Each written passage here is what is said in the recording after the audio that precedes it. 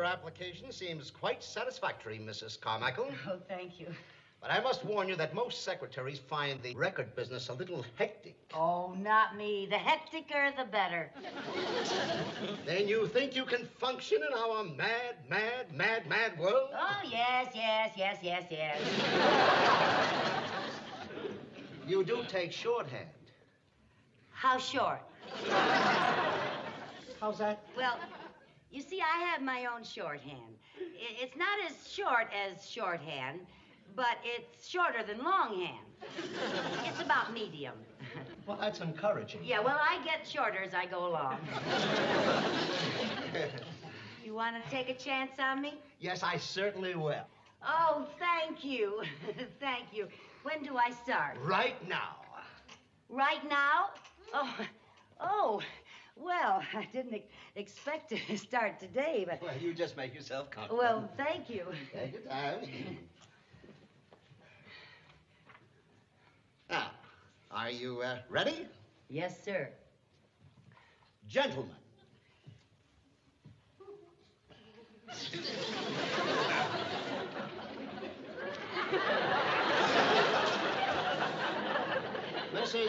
Mrs. Carmichael. Yes, sir? It takes that long to write gentlemen? Oh, no, I'm also writing a letter to my aunt. But only when you pause to think. It doesn't interfere with your letter. I am most pleased and wish to thank you for your cooperation. Well, after all, that's my job. I was dictating. Oh, I'm sorry, sir. For your cooperation in making this a banner year for the Pop Record Company. Dear. What's the matter? Oh, I always have trouble spelling Schenectady. Schenectady? That's where my uncle is. Well, who cares where your uncle is? My aunt does. She's looking for him. Mrs. Carmichael. Yes, sir? Mrs. Carmichael, this is your first day on the job. I don't want to make this your last. Oh, Mr. Miller, you couldn't do that. Why not? I already told my aunt how nice you are. Is it all right if I go on? Oh, yes, sir. As you know, I am currently producing a new television musical show called Wing Ding. Wing Ding? Wing Ding, which features our top recording artists. Our first show will be premiered tomorrow night at 8 o'clock. If you have any suggestions, I'll be happy to hear from you. 8 o'clock tomorrow night sounds good to me. I'm talking to you! Oh, I'm sorry, sir. Anything else? Just sign that yours truly, Barney Miller. Oh, yes, sir.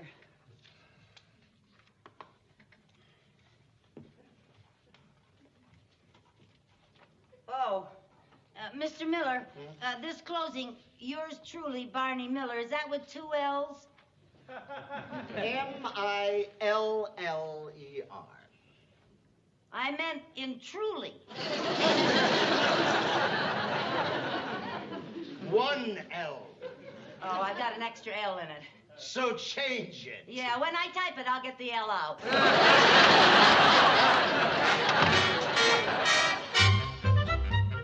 Oh, Mr. Miller, is this where you do the show? Yes, Mrs. Carmichael. Golly!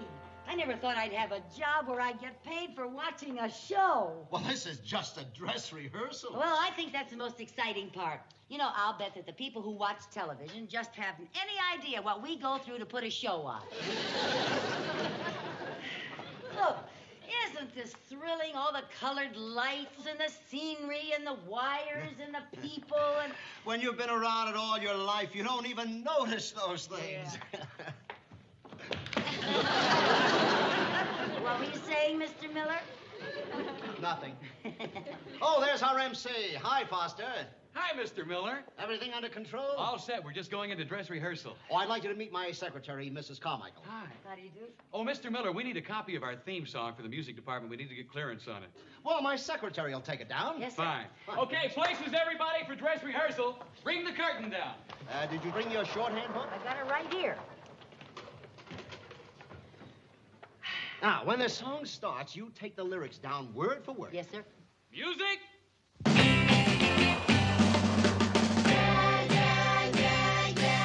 We're gonna have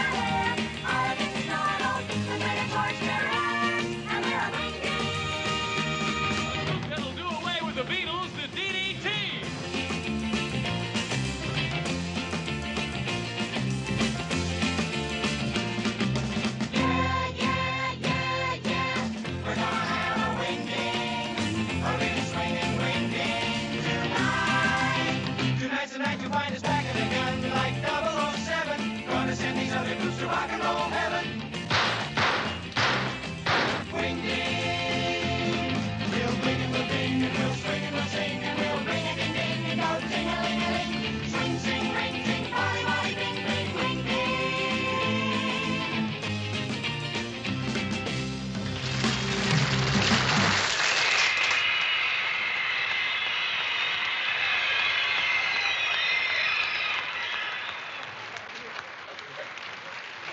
Thank you, boys and girls. That was a wonderful dress rehearsal. Thank you. Miss Carmichael, did you get all that down? Oh, yes, sir. Yes, sir. I think so. Fine. Would you mind reading it back to me? Oh, yes, sir. Would you hold on to that, please? Sure. Yeah. We're going to have a wing ding, a real swing and wing ding tonight. We're going to have a wing ding, a real swing and wing ding tonight. We're going to have a wing a ding, a ding, a ding.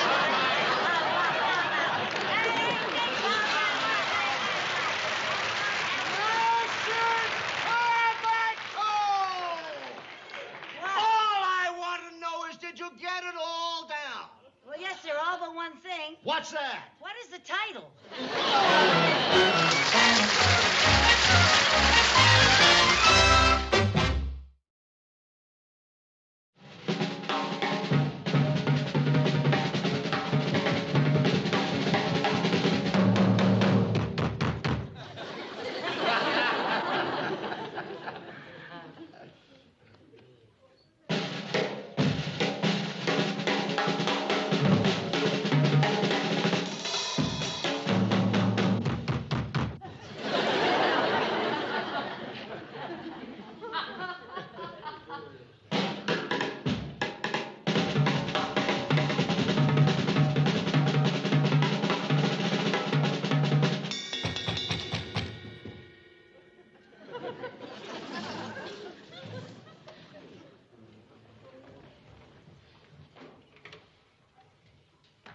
Yes?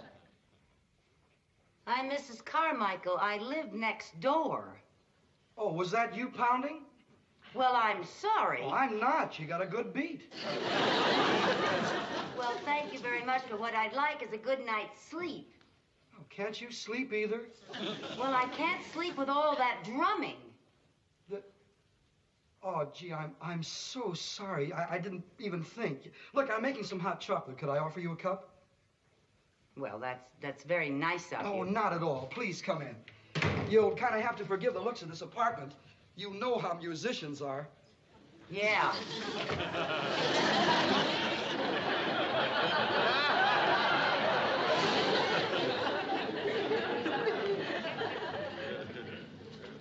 There we go.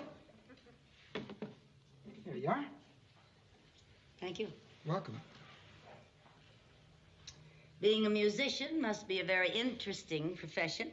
Well, really, I don't get that much work. With me, it's just a sideline. Oh? What is your real occupation? I don't know. You see, in school, I studied sociology and psychology, philosophy, political science. Well, what kind of a job do those subjects prepare you for? Well, they don't prepare you for anything, but they give you a lot of fancy reasons for why you're out of work. I understand. My goodness. That's an interesting piece. Oh, thank you. I made that myself. You didn't? Yeah. Well. Well, I see you paint. Oh, it's just another one of my hobbies. Well, you certainly have a lot of hobbies, Mr. Tinker. Mel Tinker. My friends call me Tinky. Tinky. Tinky, that's cute. I don't like it. Why not? Because every time I'm introduced, somebody always says, "This is Stinky." Well, I don't blame you. Well, I'll just call you Tink. Great.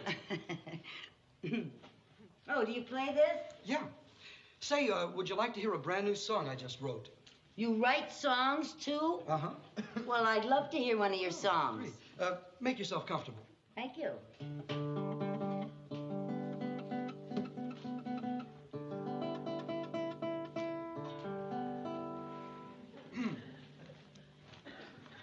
Now, I call this Whatever Happened to the Moon.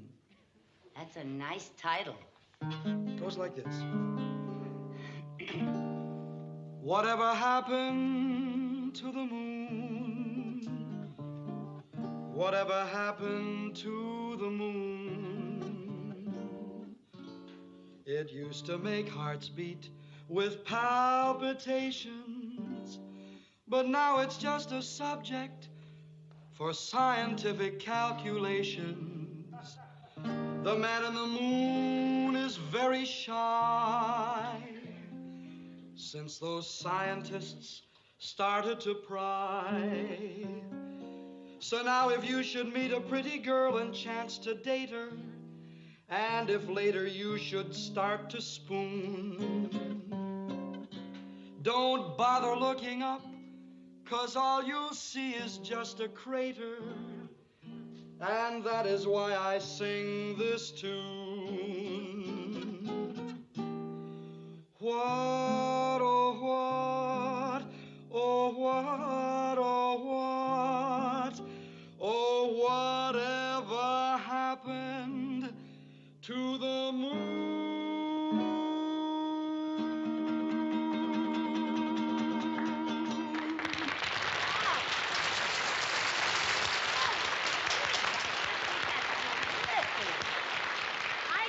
That song is beautiful. You're very nice. Well, now, I'm not just being nice. When I say that song is good, I mean it. I'm in the music business. Oh, no kidding.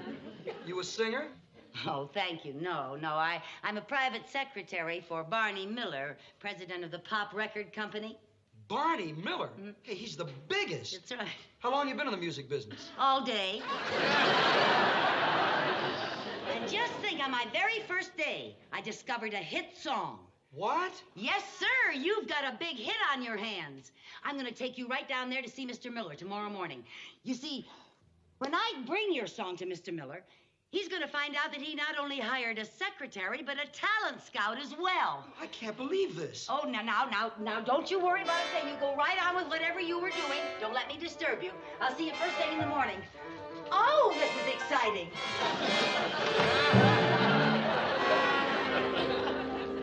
What, oh what, oh what, oh what, oh whatever happened to the moon?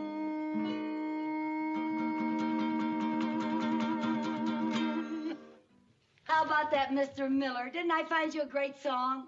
No. No?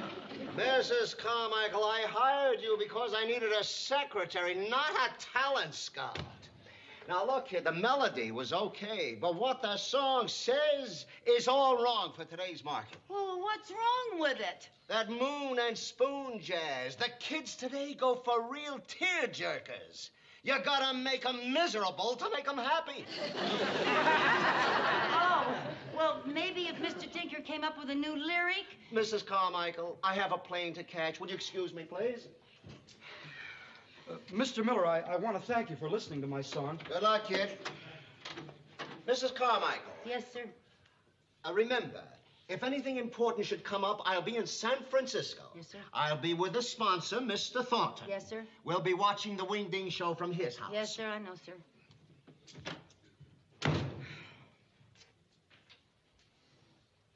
Well, Mrs. Carmichael, I want you to know I appreciate your help, even if we did strike out. Well, Tink, we may have struck out, but this ball game isn't over. Huh? Well, you know, Mr. Miller is right about the kids wanting to be miserable these days. Let's look at some of our best-selling records here. Here's our biggest hit. It's a teenage girl singing about her boyfriend who gets run over by a police car. What's it called? He wears a hubcap for a halo. Here's our most popular country-style ballad. It's called I Got Tears in My Ears from Lying on My Back in My Bed While I Cry Over You. How about that? Oh, boy. And get a load of this one. It's a song about a girl whose boyfriend goes skin diving and gets tangled up with an octopus. What's that one called? I lost you to the arms of another. That ought to give us some idea what kind of lyrics those kids want. Beach. What? Beach. Beach? Yeah, the beach is very big with kids these days. Yeah? You know, skin diving and water skiing and surfing. Surfing? Yeah. Yeah. Surfing. Think I got an idea.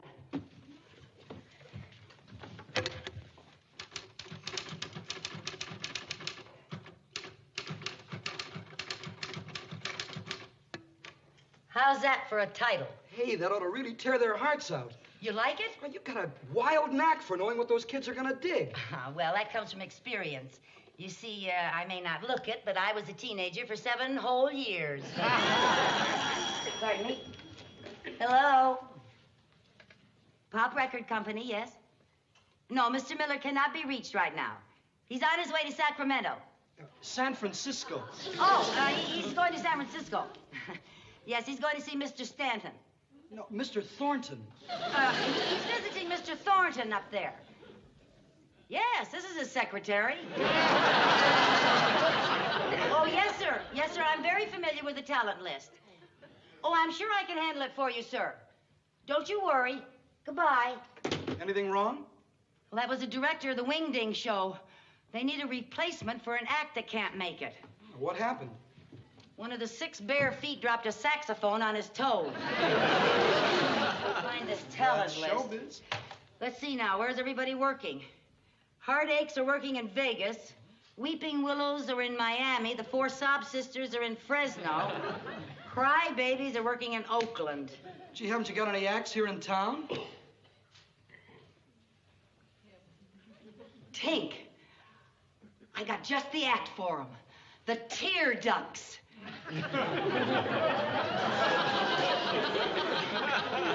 Tear ducts? Who is the tear ducts? We is. Come on, let's finish this.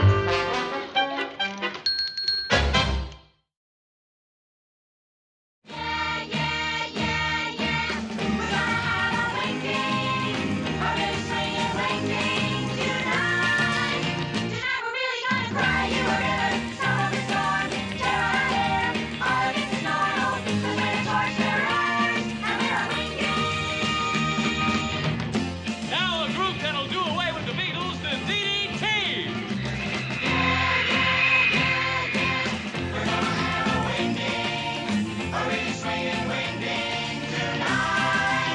Tonight's the night you'll find us back again like 007. Gonna send these other dudes to rock and roll heaven. Wingding, we'll bling and we'll ding and we'll swing and we'll sing and we'll ring a ding ding and go ting-a-ling-a-ling. Swing, sing, ring, ting, body, body, bing, bing,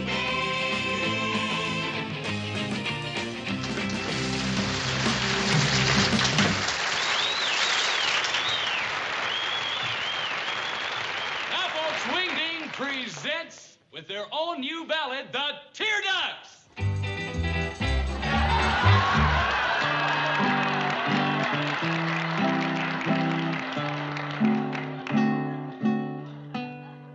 My trousseau just lies on the shelf since his surfboard came back by itself. My tears drown my heart with emotion. Since my dropout dropped into the ocean.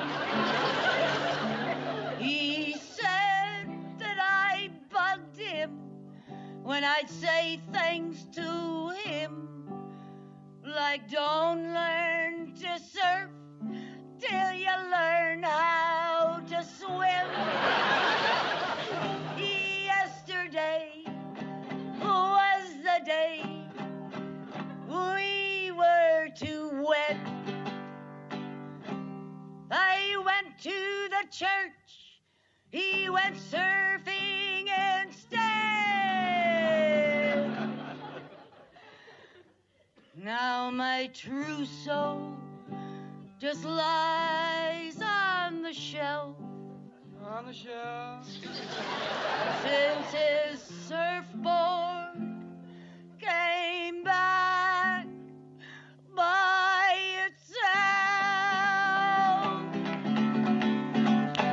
But food don't just fly on the shelf. Yeah, yeah.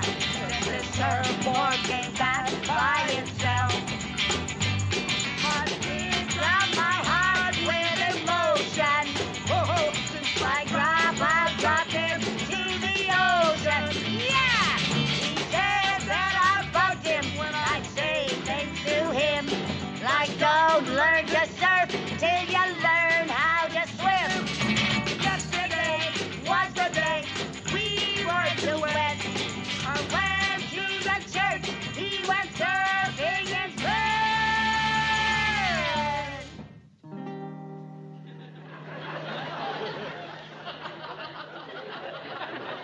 The beach patrol told me how they spotted a fin and went to the rescue, but just couldn't win. Now, lying in state is the shark that he's in.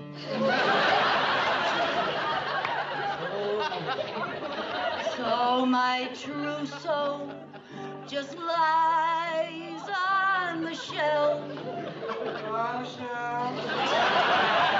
Since his surfboard came back by itself.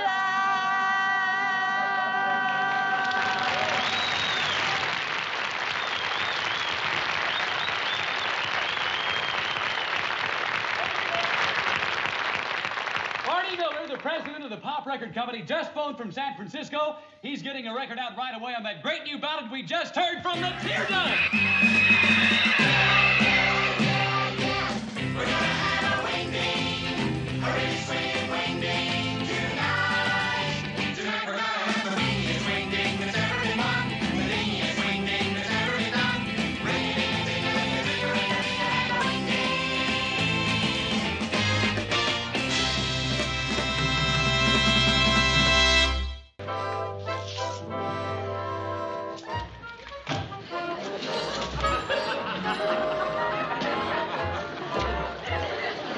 Sir, could you help me, please? Oh, of course, sure. I've got my heel stuck in here, and Oh, I'd be glad to. Just hang on those. Okay. will you? Let's see now. Oh, yeah, this one, huh? Yes. All right, hang on. Oh, boy, that's really in there. I can't understand why they have chairs like this when they know people have to get their mail. What? Well, you see, I had the mailman put my mail up here under this green flower pot because I lost my mailbox key. All right. Okay, thank you very much. Oh, the heel broke off. Oh, There it good is. heavens. Well, thank you very much, You're welcome. Mr. Collins. Thank you, thank you. My, must be nice to get so much mail with your name on it. Doesn't everybody's mail have their name on it? Well, most of mine just says occupant. Well, at least they could say to the occupant with the pretty legs. Oh, oh, thank you. I'm sure a lot of the occupants have better looking legs than I have, but that's a very nice thing to say. No wonder you're so popular. Oh, well, I don't usually get this much mail. No? No, it happens to be my birthday. Oh, well, congratulations. Thank you. And I have a TL for you. Oh? What's that? I can't believe it's your birthday. Why not? Well, you don't look old enough to be having another birthday. I don't look how old? Oh, what's the difference so long as you don't look it? Well, I better be going along. No. I hope you don't have too far to go. How's that? I say I hope you don't have too far to go. Oh, no, I just live 3 doors down and 1 flight up.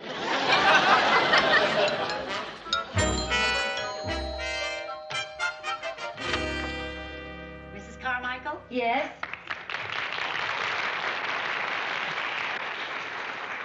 I live downstairs. I'm Joan Brenner. Oh, well. I found your mailbox key. Oh, thank you so much. Won't you come in? Oh, thank you. Oh, it's so nice of you to bring it to me. You know, I've lost 2 of these things already. I've lost 3. Really? Oh, we're going to get along fine. Please sit down. Thank you. You know, you look very familiar. Have I met you someplace before? Could be. I've got a lot of mileage on me.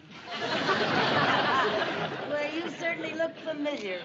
Maybe you've seen me in the movies. I work in pictures. Really? You're a movie star? Oh, I just play bit parts. In fact, if you watched the Late Late movie last night, I was in it. You were? I saw it. I don't remember seeing... Wait a minute.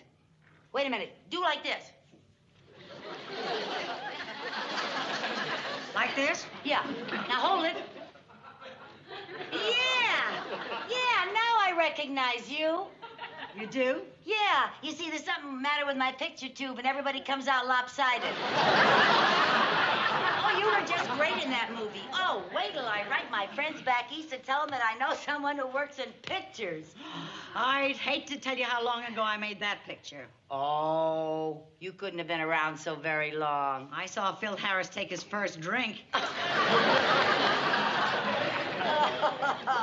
Would you like some coffee? Oh, that'd be lovely. Okay. Cream and sugar? No, just black, thank you. All righty. Now, tell me about you. Oh, well, I've been out here about 3 weeks. I am a widow from Danfield. I have a daughter in college up north. And I have a son in military school. Is that all? Yes, that's my life story, dull as it is. It's not exactly the life they lead in Peyton Place, but it's mine. Well, now that you're out here, your life should be more exciting, and little Joni's going to do something about that. Have you heard about the Screen Arts Charity Ball? Oh, yeah, I read about that in Hedda Hopper's column this morning. She said that Dean Martin and Frank Sinatra and Debbie Reynolds and Cary Grant and, just about every big star in Hollywood was going to be there tonight. Yeah, but not this star. I've got a 6 a.m. call in the morning. I'd like you to take these 2 tickets and have a good time. Oh! Why not? Well, a lady can't go to a glamorous affair like this unescorted. All that red hair, no men friend? Well, I just haven't had much time to meet people out here. Although, I did meet a very nice man by the mailbox this morning, a Mr. Collins. Collins? What does he look like? Well, he's about 6'2", and he's very handsome, and he's a year older than he looks. Come again? Well, today's his birthday. How'd you find that out? Well, he got a lot of cards and stuff, you know. Is he a bachelor? Yes, I'm sure he's not married. How do you know that? Well, because when he had hold of my leg, he didn't keep looking around to see if anybody was looking. He had hold of your leg. Well, yeah, you see... Honey, this Danfield you come from, how close is it to Peyton Place? You better let me explain. Now, you see, the mailman put my letter up under the flower box, and I got up in this iron griddled thing that they have down there, and my heel got wedged in there, and then Mr. Collins came along, and, well, it's just one of those stories. You had to be there. I dig the scene. Say, why don't you ask him to go to the party with you? Oh, I don't know him well enough to ask him to take me out any place. Then you'll just have to run into him again and get to know him better. How? It just so happens that today is Bachelor Day in the laundry room. And at 5 o'clock, they gather like a herd of buffalo around a watering hole. Really? Yes. So, when Mr. Collins arrives, who does he run into with her laundry but the vivacious redhead from apartment 2B? Well, I already did my laundry. Well, we could dirty some. Oh, boy, we're going to get along great.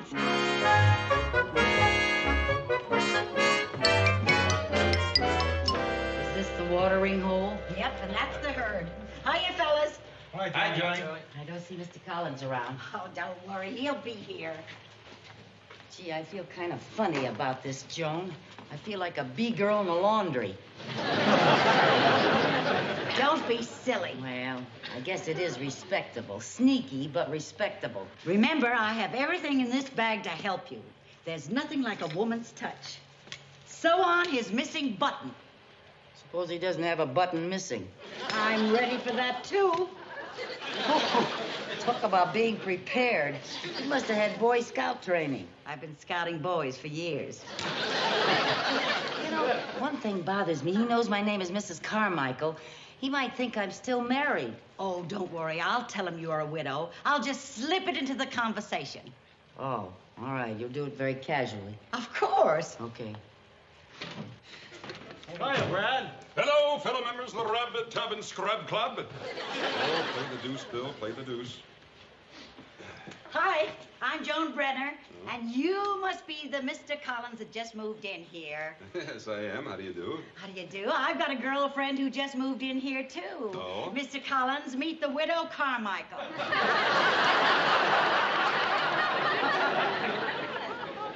Oh, Mrs. Carmichael and I have met. Oh, yes. Now I remember. Oh, yes. We met by the mailbox. And now we're meeting at the watering hole. I mean, in the laundry. Cut it out, Bill. Quit peeking through the discard. You're cheating. I hope there's not going to be a fight. Oh, they never fight. They always argue that way. Must be pretty high stakes. What do they play for? To see who does the ironing.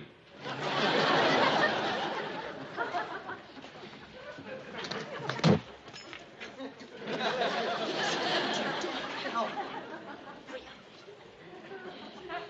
Did you find it? Oh, my goodness, a button. It must be from a man's shirt. Yeah? Maybe it's from your shirt, Mr. Collins. I was just looking here. Oh, let's have a look. Does it match? Well, that button is off my shirt. Sure, it matches. Oh, Just the one. well, don't you worry about a thing. I just happen to have a needle and thread here. I'll be glad to sew it on for you. Well, thanks a lot, but I really don't have much time. Oh, well, you just go right ahead with your laundry, and after I sew the button on your shirt, I'll put it in with my laundry. Well, I don't want to impose.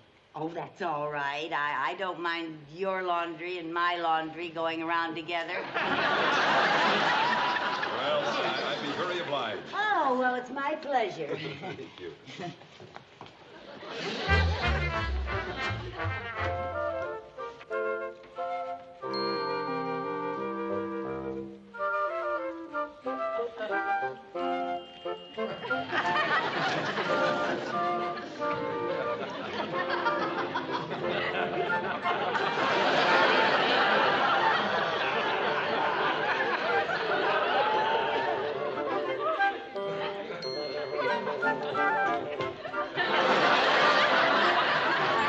Thank you. Boy, they make these holes smaller every year.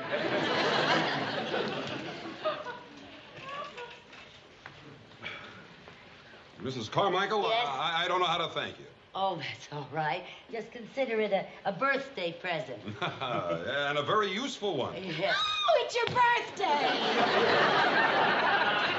Yes.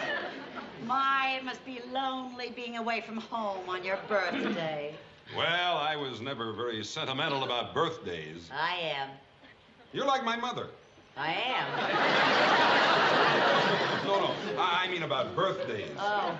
Every birthday, she baked my favorite cake. A 3-layer banana cream. A 3-layer banana cream. Just thinking about it, and I gain weight. Mr. Collins, are you going out someplace tonight and celebrate? Oh, no. I don't like to go out on nights before I have an early morning flight. Oh, are you a pilot? Yeah.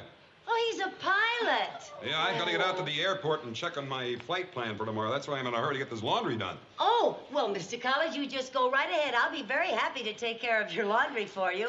Really? Sure. Oh, well, thanks so much. Look, just stack it up someplace. Uh-huh. I'll be back in a couple of hours and use the dryers when they're not busy. That's fine. Don't you worry about a thing. I'll take care of it for you. I'll stack it all up on the sink. Oh, thanks a lot. Bye. Bye. Lucy, what? Why didn't you ask him to the ball tonight? Well, I didn't have time. Besides, I don't feel that I know him well enough to ask him for a date. I know how you can get to know him better. How? Remember that bit about the mother and the birthday cake? Yeah? Well, while he's gone, you bake a birthday cake. And when he comes back, you give him a surprise party. A surprise party? Yes, we'll ask the gang and have it right here. In the laundry room? Sure, with a little decorating, I can make this look like a laundry a-go-go. That might work. Did he say a 3-layer banana cream? Yes. I gotta get to the market. I got a lot to do. Okay, let's go. That's a wonderful idea.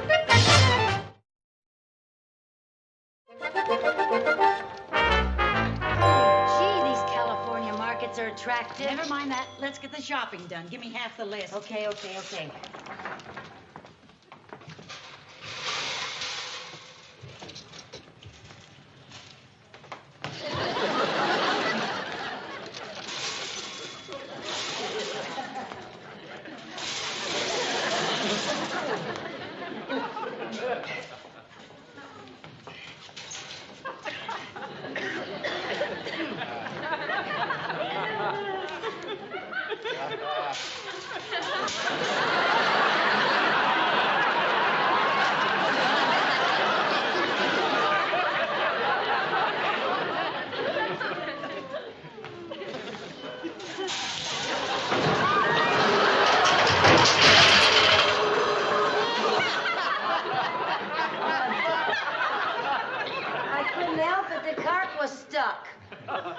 You women drivers are just as bad indoors. Oh, are these the big potato chips? Not anymore. Well, here, I don't like the little ones.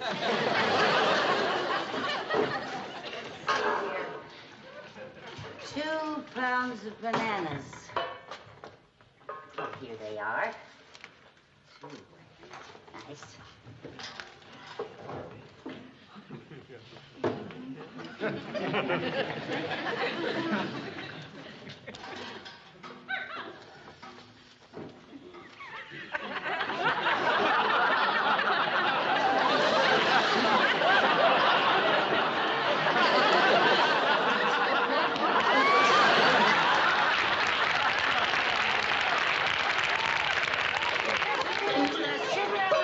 I'll get the flour and vanilla. Okay. Now, nutmeg, there it is. And milk. I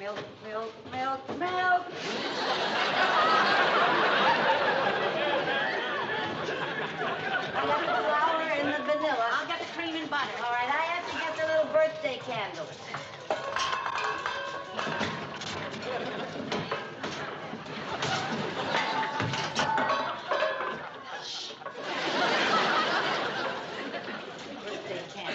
Birthday candles. Oh, pardon me, sir. Could you tell me where there are some little birthday candles? Yes, you'll find them next to the frozen food. Oh, thank you very much.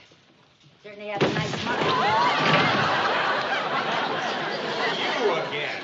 Well, I'm awfully sorry. I'm looking for the frozen foods. Could you tell me where to go? Lady, nothing would freeze where I tell you to go. I said I was sorry.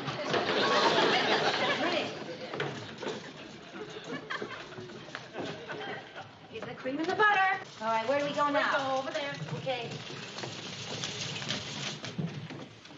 Just our luck, only one check stand open. Oh, there's one.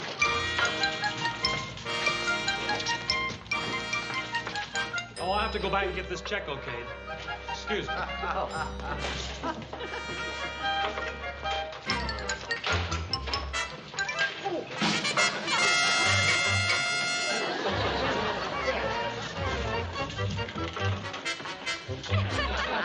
Sorry, lady, I gotta get some change. Oh, here he comes back.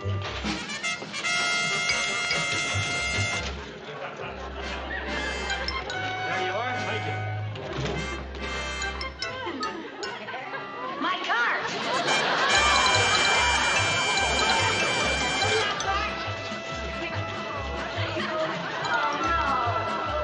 Oh, no. Oh, good heavens. We'll never get out of here in time to bake that cake. Maybe you'll have to come here and eat it. Oh, mister, I only have a jar of mustard here. Oh, just one item. Let her through, folks. I just have the Oh, fine, thank you. Thank you. Sir, I just have one item. Oh, one item. Let her through, folks. Yes, thank you very much. Excellent thing. Honey, I just got some bananas. That's one item, Thank you very much. Sir, I just have one item, sir. Oh, just one item left. Yes. Thank you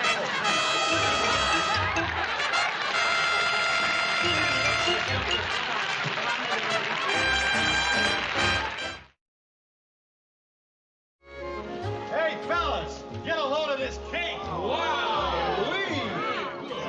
Never mind the cake. How do I look? Sensational.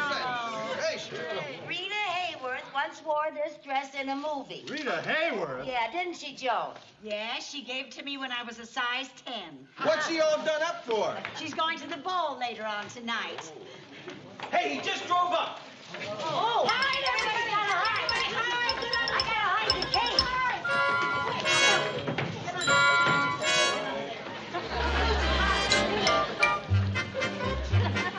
Lucy, Yeah, I gotta hide. Where am I gonna go? Did I get in the boat? This is my place, cake. Where am I gonna hide? Under the table. Under the table.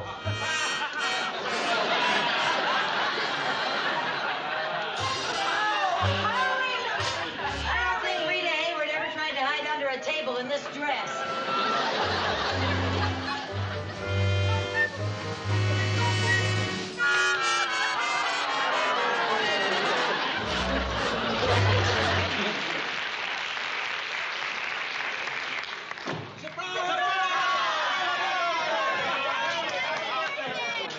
What's going on here, Brother? Mrs. Carmichael told us it's your birthday. Mrs. Carmichael? Well, where is she? Surprise! Well, Mrs. Carmichael. Mr. Collins, the widow Carmichael planned this whole thing. Really? Well, this is wonderful. Would somebody please help the widow Carmichael out?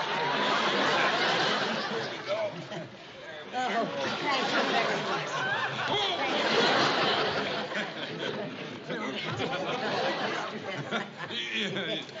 Mrs. Carmichael, I'm really very touched. Oh, that's all right. Come on, everybody, let's celebrate. Turn the music on. We got music.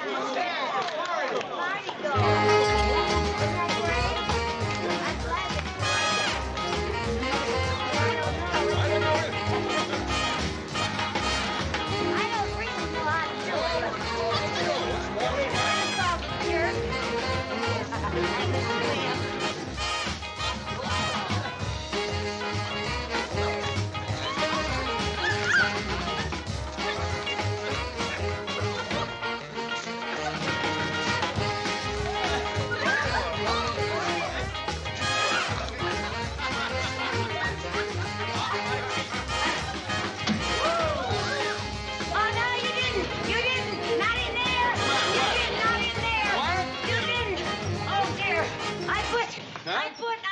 What's the matter in I here? put a cake in there. Cake? Yes, I baked your cake for your birthday, and I wanted to surprise you. You certainly did. It was a 3-layer banana cream, just like your mother used to make. Very good. Save the neck for me. I'll take a sleeve. Come on, gang. Oh, gee. I'm so sorry I spoiled your laundry. Well, I'm awfully sorry I spoiled your surprise. Here's another surprise for you. Oh, happy birthday. The Screen Arts Charity Ball? Tonight? Yeah, it doesn't start till 9 o'clock. Hey, and 2 tickets. Why, this is wonderful. Yes, I thought maybe you'd like to take someone. And all my favorite stars are going to be there. Dean Martin, Really? Frank Sinatra, Debbie Reynolds, Cary Grant. Oh, just everybody. And they're going to have a big orchestra. Mom! Happy birthday, darling. I begged your cake. A cake? Yeah, how about that? Oh, gang. I want you to meet my mother. How do you do? Oh, I am so glad that you're not alone on your birthday. Oh, we wouldn't let that happen to him. Oh, now you go on. All of you just have a wonderful time. Go on. I think I'll go upstairs and rest. Rest nothing. Mom, I got news for you. You are going to swing tonight. Mrs. Carmichael here gave me 2 tickets to a charity ball. All the Hollywood stars are going to be there, aren't they? Yeah. Why, you'll see Cary Grant and Dean Martin and Frank Sinatra. Frankie! Oh, I love Frankie boy. Well, Mom, you're going to see your Frankie boy tonight, isn't she? I guess so, yes. Come on, Mom, we got to get over our glad rags. Let's go. Oh, wait a minute. Look, gee, it doesn't seem right running out of my own party like this. Oh, that's all right. We're cutting out anyway. Oh, really? Are you? Come on, gang. Thanks. Happy birthday. Thanks a lot. See you later. Happy birthday. Thanks so much. Happy birthday. Happy birthday. Great food. That's awful nice. Come on, Mom. Let's go. Oh, wait a minute. Wait a minute. Gee, I forgot something. Who? I don't have a clean dress shirt to wear tonight. Oh. Oh, well, you just run along and get dressed, and I'll watch and iron your shirt for you. What a lovely girl. Yeah, and she's got pretty legs, too. Come on, Mom. Here, I'll take the cake. You sure do. Gee, Lucy, I'm sorry. Well, maybe someday my son will pass up a girl with pretty legs and take me out.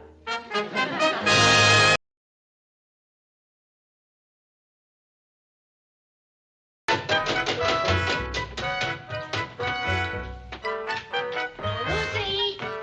Lucy! Hey! Ah! Joni, you frightened me to death. What in the world are you doing in that refrigerator? What? What are you doing in there? Are you homesick for that cold weather back east? No, nothing like that. I'm just trying to get this thing in shape. Oh, you're fixing it. No, I'm not fixing it. I'm unfixing it. Unfixing it? Yeah. That ought to do it. Lucy, What? I hate to sound stupid, but I am. What's going on? Operation Leopard Coat. You see, I can buy one from Felix Frankel, the friendly furrier, for $99.50. That's logical. You're breaking the refrigerator because you could buy a leopard coat for $99.50. I knew you'd understand. Understand? I thought I was making a joke. Oh, well, then let me explain. You see, bankers will give you money for something silly like an appliance, but never for anything necessary like a leopard coat. So, I have invited my banker, Mr. Mooney, over for breakfast. Nice going. The way to a man's heart is through his stomach. Well, he doesn't happen to have a heart. I'm taking the freeway right through to his wallet. It must be a beautiful coat. Oh, it is. I brought it home on approval. You want to see it?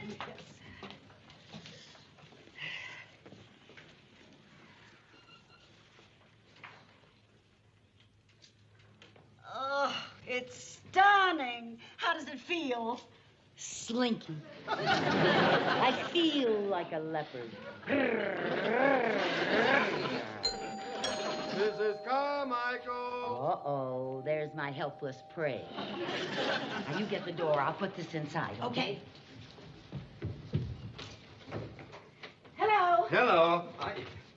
I must be in the wrong apartment. I was looking for Mrs. Carmichael. Oh, she's here. I'm her neighbor, Joan Brenner. Oh, I'm Theodore Mooney. Oh, you're the one she said so many nice things about. Oh, I must be in the wrong apartment. Or not. Lucy, I was just leaving. Wish I could say the same. Well, if it isn't my favorite banker. Mrs. Carmichael, when you warmly clutch my hand and say, well, if it isn't my favorite banker, I know you must want something, and the answer is no. Oh, Mr. Mooney, what makes you think I want something? Well, you certainly didn't invite me over here to go skateboarding.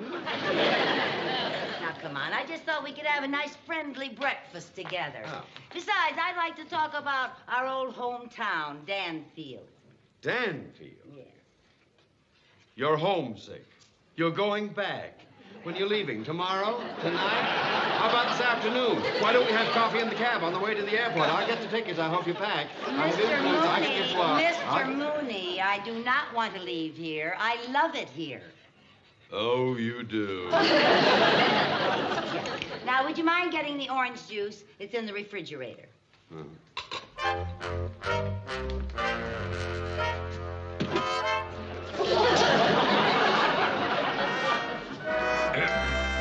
Mrs. Carmichael. Yeah. What's this? Oh, that's the door handle.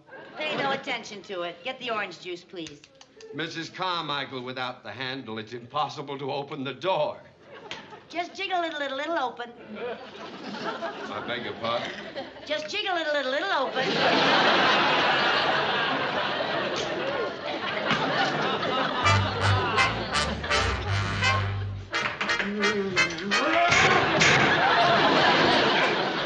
What's this? The door. I know it's a door! Well, you asked. I only meant, does the door always come off in your hand? Only when you open it. The orange juice, please, Mr. Mooney. Oh, yes. This orange juice is warm. Oh, well, we're lucky. Usually it's hot. I burned my tongue on it yesterday. It's the craziest refrigerator I ever saw. Well, possibly you need a new refrigerator. Oh, no. This one will do. No use being extravagant. I'd get you some ice, but they're usually frozen solid. Well, leave it to me. Frozen ice trays, nothing to me. Nothing at all. There we go.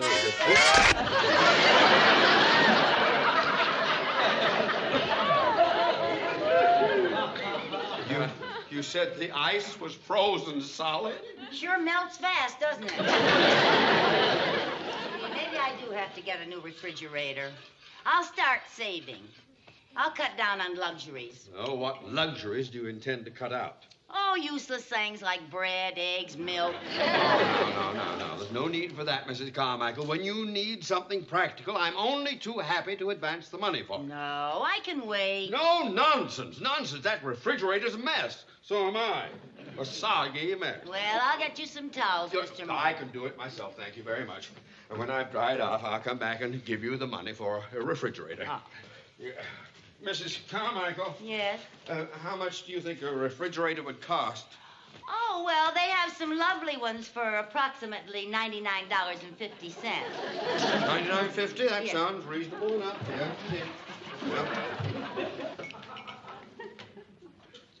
Oh, Mr. Mooney, I do believe it would be more convenient if you made the check out to cash.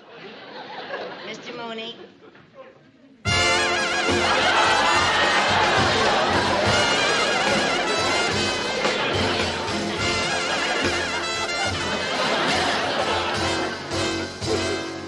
How do I look in your new refrigerator?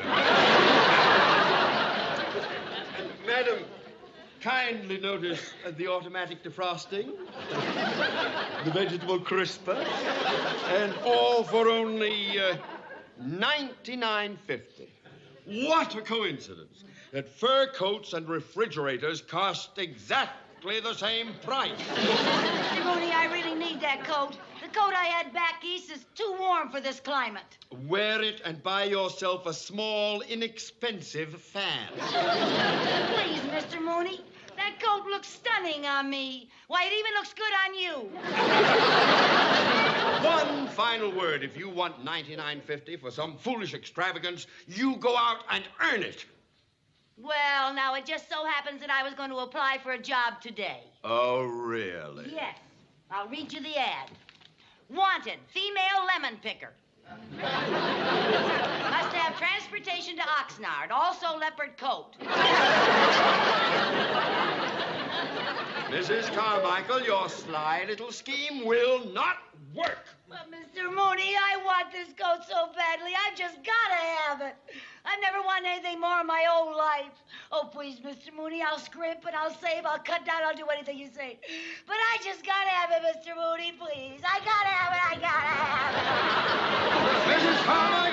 Mrs. Carmichael, you are making more of a fuss giving up that fur than the leopard did. But give it up! You will!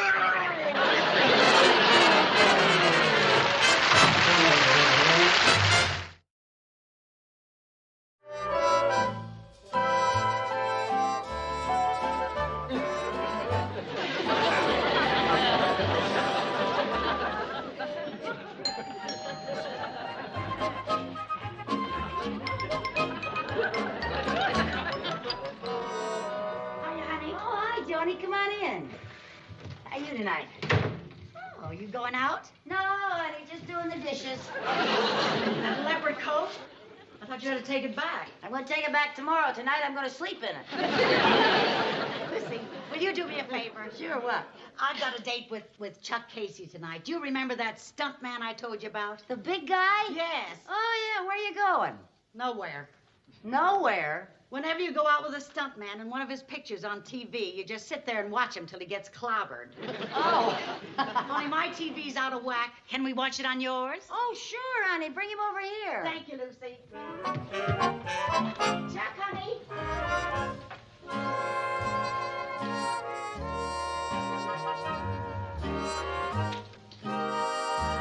Lucy. Yeah, baby. This is Chuck Casey. Hi. Lucy Carmichael. Nice to know you, Chuck. Hi, Lucy. Boy, you are a big one. Wow. Lucy says we can watch the picture on her set. Hey, you turn it on, though, and I'll get the popcorn.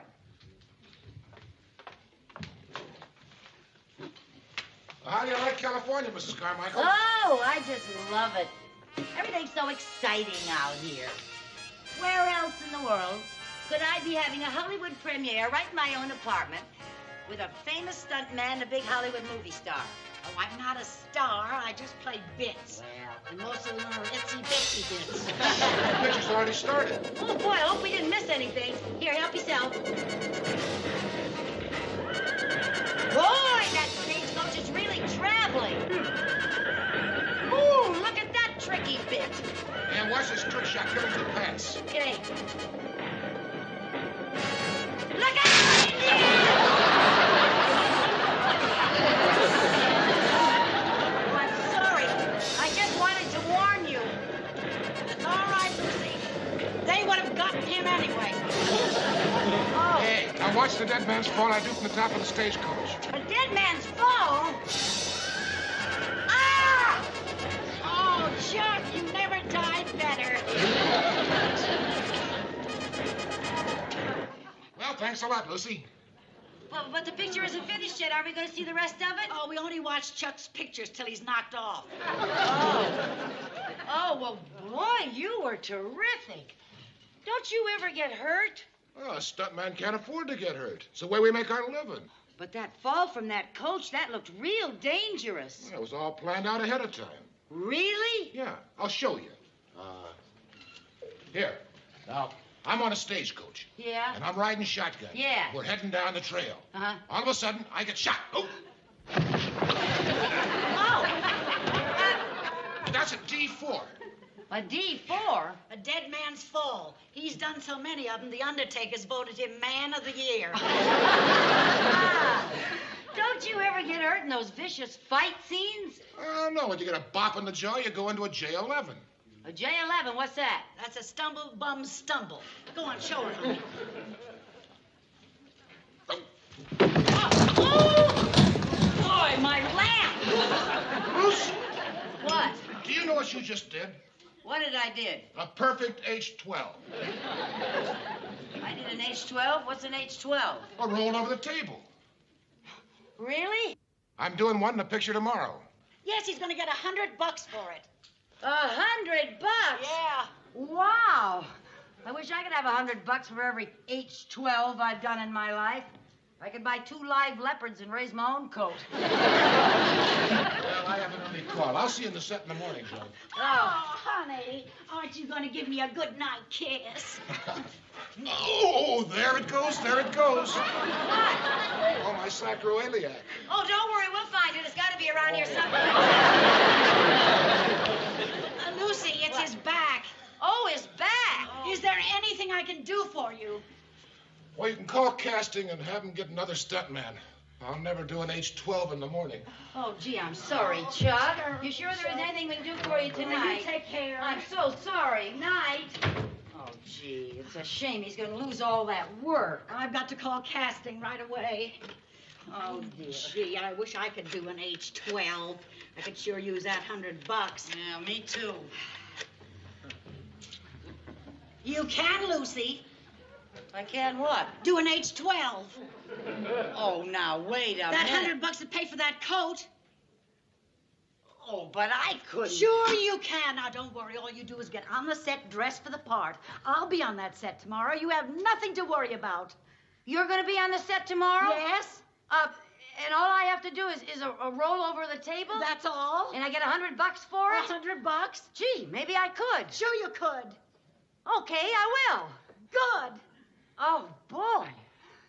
You know, this may lead to a movie career. I might become a famous actress. I don't know about that. Very few leading ladies have started out as a stuntman. All the stuntmen here? Slim Jones? That's me, partner. Buzz Kirkaby? Right here, partner. Chuck Casey? Where's Chuck Casey? Oh, here, partner.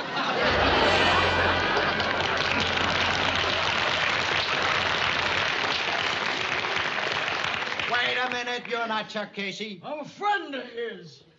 Get a little note from him. Sorry he can't work today. This will introduce Iron Man Carmichael. You Iron Man Carmichael? Yeah.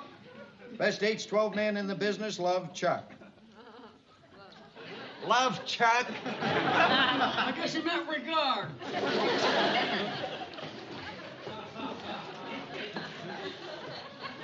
Ain't seen you working around here before, partner. Well, I've been out in the country working in Lawrence of Arabia. What's wrong with your voice? Got kicked in the throat by a camel. No wonder they call you Iron Man.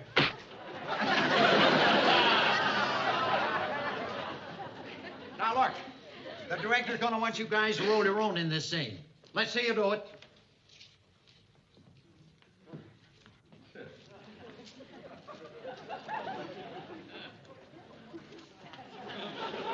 What's the matter with you, Iron Man? Forgot the makings. Here you go, partner.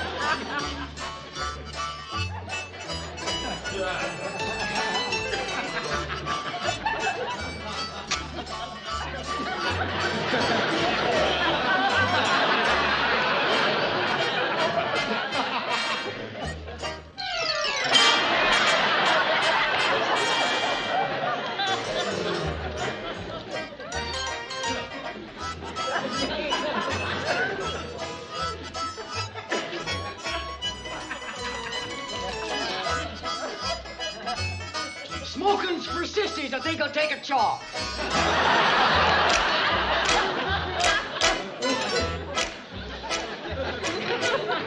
Paper's the best part. Okay, everybody, take 5.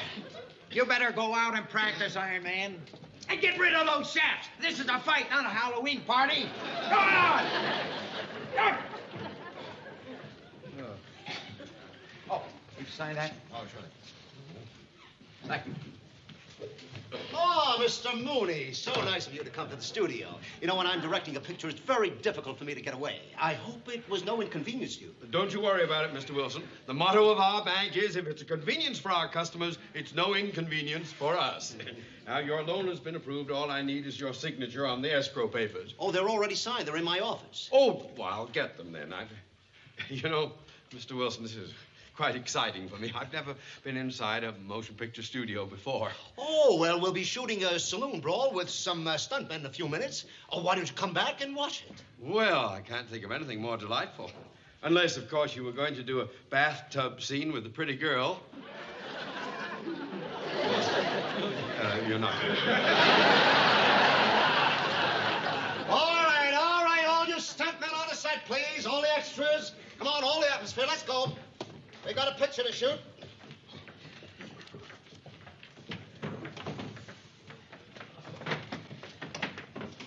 Hi, fellas. Hi, Johnny. Hi, Johnny.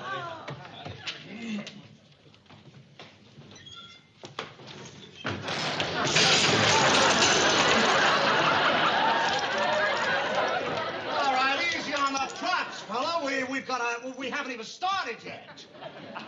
All right, boys, clean up this mess. Relax, act natural.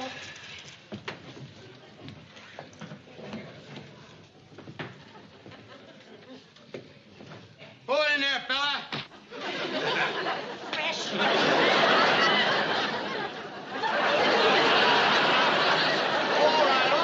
right. Now save that rough stuff for the shooting. Behave yourself. You're supposed to be an Iron Man. Yeah. Well, Mr. Wilson, everything's under control. Everything. It's Mr. Mooney. Turn around. Let me see you. Why don't you make yourself at home? Well, thank you. I'll do that. I'll be happy. Oh, there's somebody I know. He's coming over. Oh, yeah. Mr. Mooney, this is a surprise. What are you doing here? Well, I'm testing for the dashing male lead in Liz Taylor's next picture. That's kind of a little jibery, wasn't it? Well, actually, I had some business with the director, and he said I could stay and watch some of the stunts, you see. And pardon me, are you a stunt man? Yep. Well, sir, let me shake your hand. By George, you fellas do all the work, and the stars get all the credit. Yeah, that's showbiz. All right. All you stuntmen, gather around here, please. Come on, let me have your attention, everybody. Gather around. All right, now, you men all know your stunts. Now, who's this Iron Man that does an H-12? I am. Oh, well, we changed the action a little. Instead of just doing an H-12, you do a Z-7.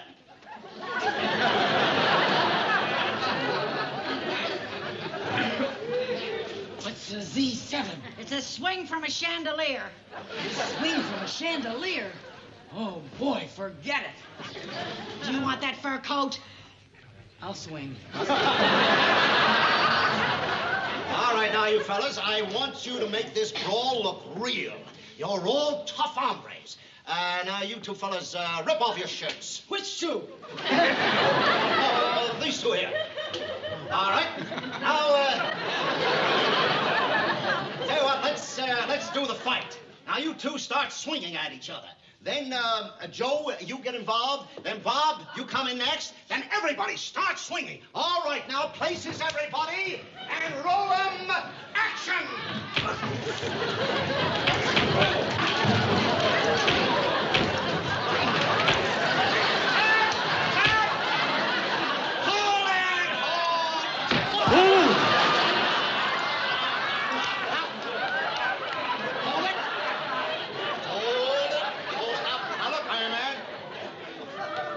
With you.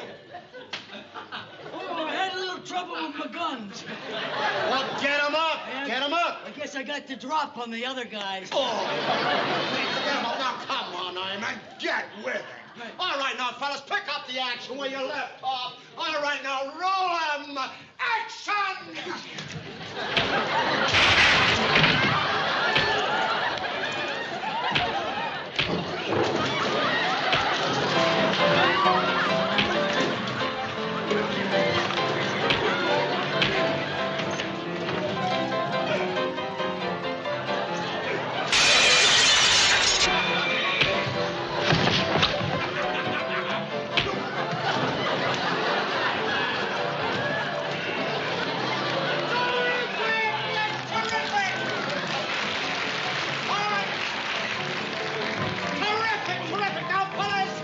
Your final positions.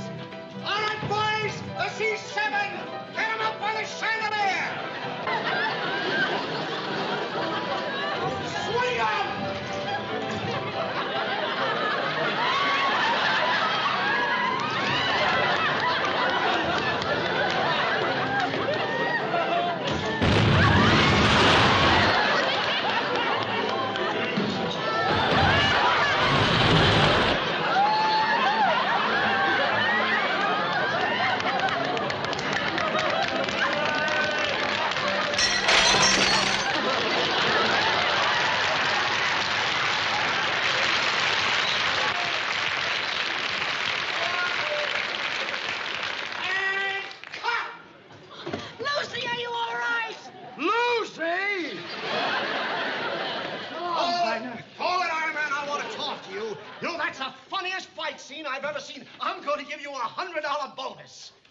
A bonus? Thanks.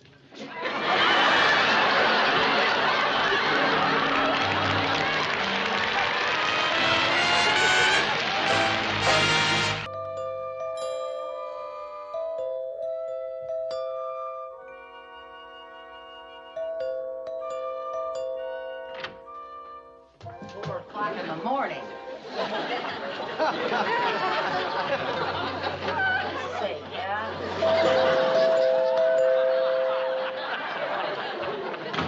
Wrong door. Yeah? Oh! Oh! Rosie Harrigan!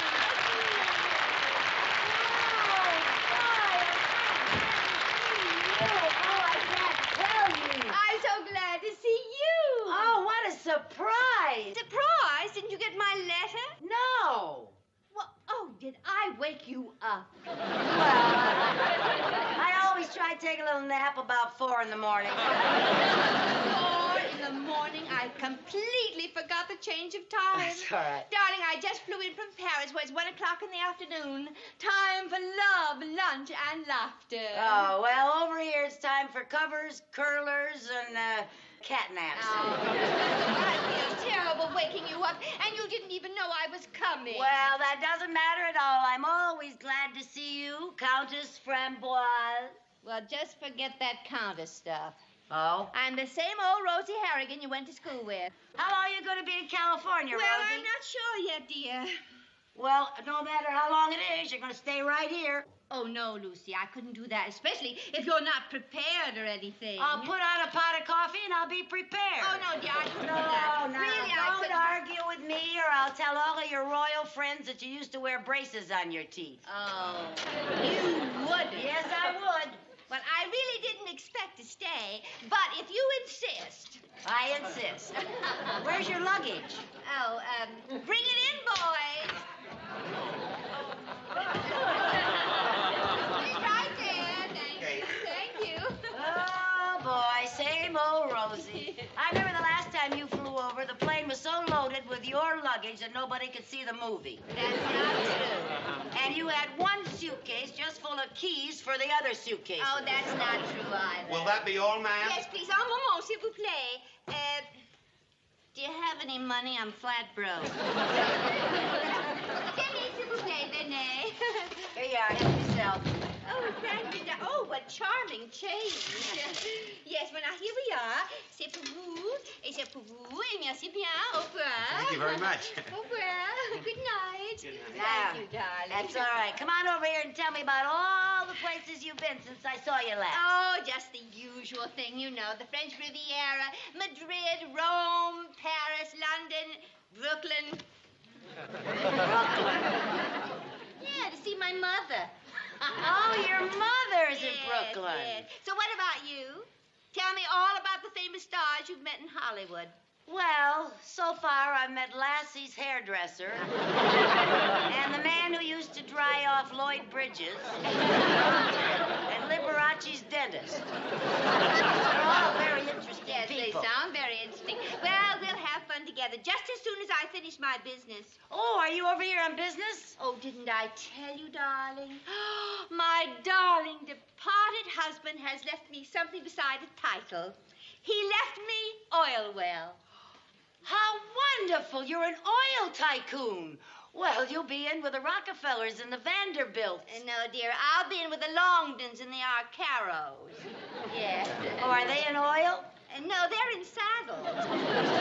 Oil well is a racehorse. Oh, a racehorse. Yes. Well, horses are nicer anyway. You can't pet an oil well. But I hope he'll be as profitable as an oil well. They say he's won a few races. Oh, really? Mm-hmm. Do I get to see him? Oh, yes. Oh, I have a marvelous picture of him. Wait a minute here. Oh, What? here's your letter.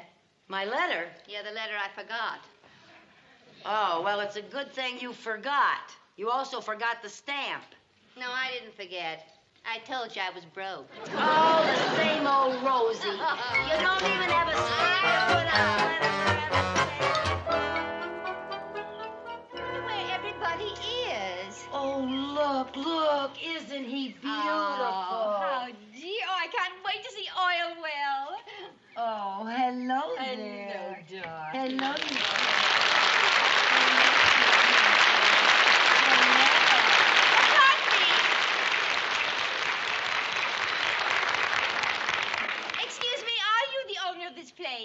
Owners don't carry brooms. I'm a trainer. Oh, in that case, would you kindly announce to the owner that the Countess André Gaston Armand Jean-Louis Philippe Framboise de Cul-de-Sac has arrived. Okay. Hey, boss. There's a dame here to see you.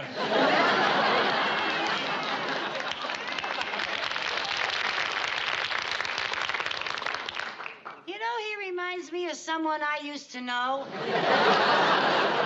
Really? Oh, yes, monsieur. I'm Mr. Morton. You How wanted do you to see do? me? Yes, I'm the Countess Framboise, and may I present my friend, Mrs. Carmichael? How do you do? Well, Countess, I'm glad you arrived. Your bill is long overdue. My bill? That's right, for Orwell's board and feed. $937.14. Well, I'll pay you from the winnings from Oilwell's next race. Next race. Lady, we have to use a truck to get your horse out to the pasture. What? Didn't Oilwell used to race? Oh, that was a long time ago. The last time that nag won a race, they paid off in Confederate money. Oh, here's Oilwell. Oh, Countess, look at him. Oh, there he is. Oh, isn't he beautiful? Oh, my very own horse. The last of my husband's gifts to me. He even has his beautiful brown eyes. Oh, Look, lady, if you want the horse, pay the bill. Or I'll have to take him out and get my money back by selling him to a glue factory. I'll be in my office. A glue factory? Oh, Rosie, we can't let him do that. He's so beautiful. Yes, but what else can I do? I'm flat broke. Rosie, I've got some money. Oh, no, Lucy, I couldn't let you do that. Oh, yes, you can. Now, we got to get him out of here. We'll take him someplace else. Yes, but we just run up another bill at another stable. Well, unless we didn't take him to a stable at all. Well, where else can you keep a horse? My apartment. Your apartment? Shh. The lease says I can't have dogs. Doesn't say anything about horses.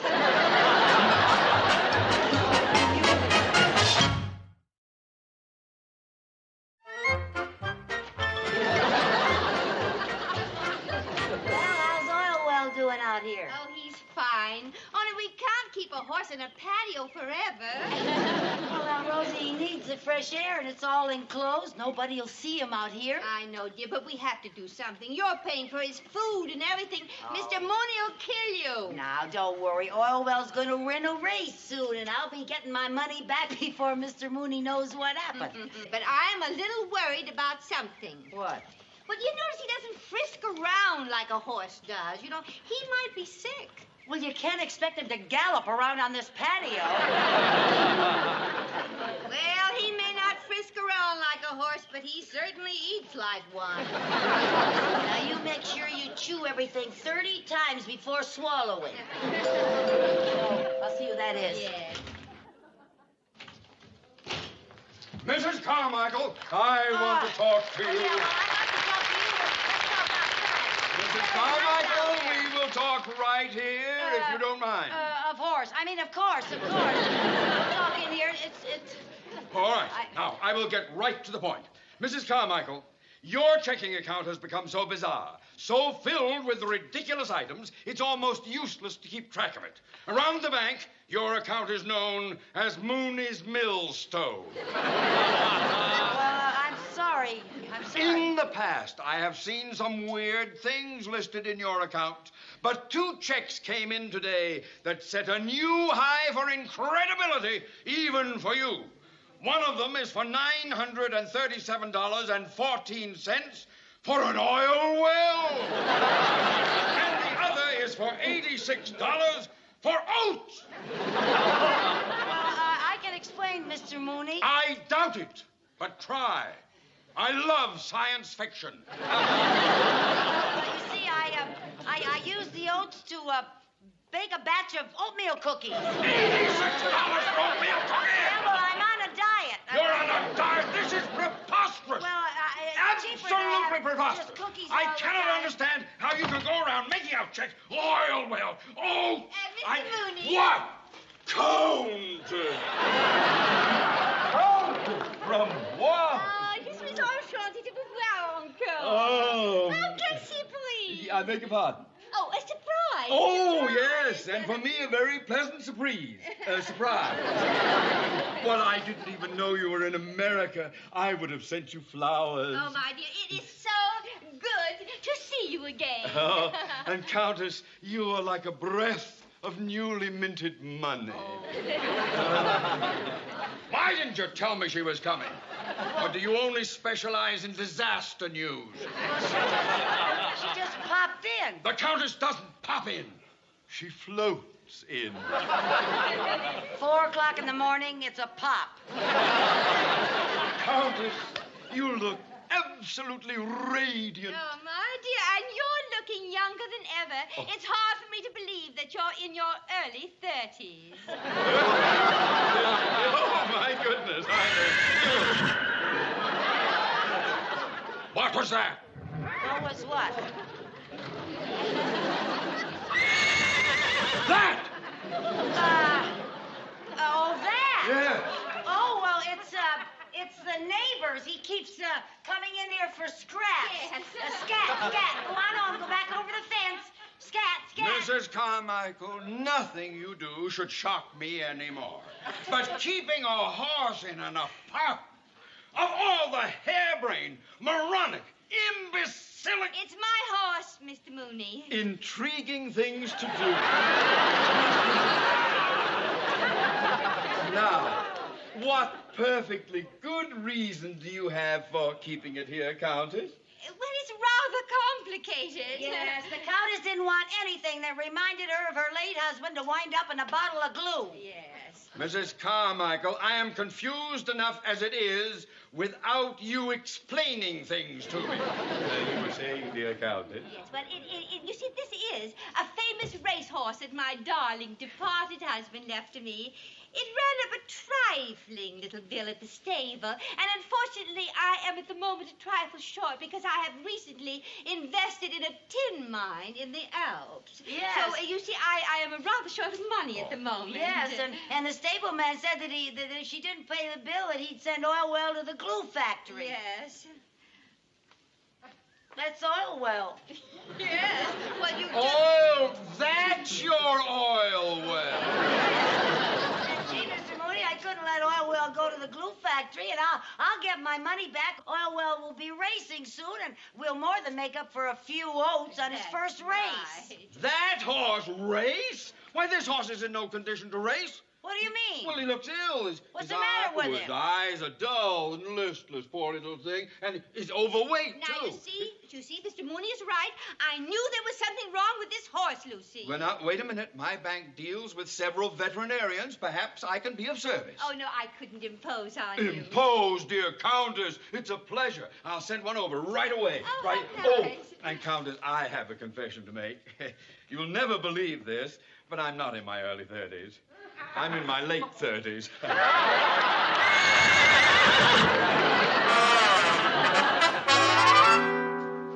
dear, I wonder what's the matter with that darling horse. I don't know. We'll find out when the doctor gets here. Yes.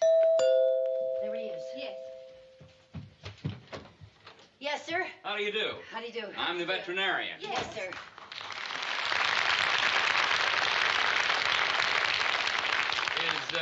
Is this where the patient is? Yes, out on the patio.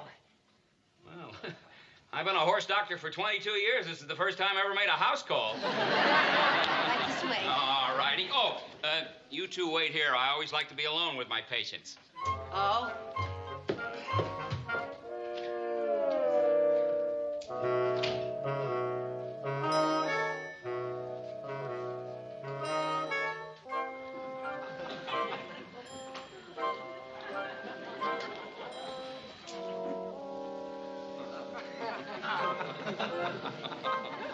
How are we going to pay the doctor bill? I don't know, but if Oilwell is as old as they say he is, he'll be the first horse to come under Medicare.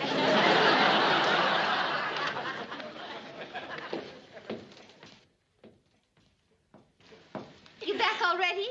Well, that horse's problem doesn't take long to diagnose. Oh, what's wrong with him? Him is pregnant. Pregnant?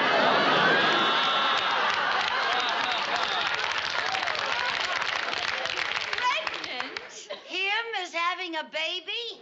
Yes, him is. Because him is a her.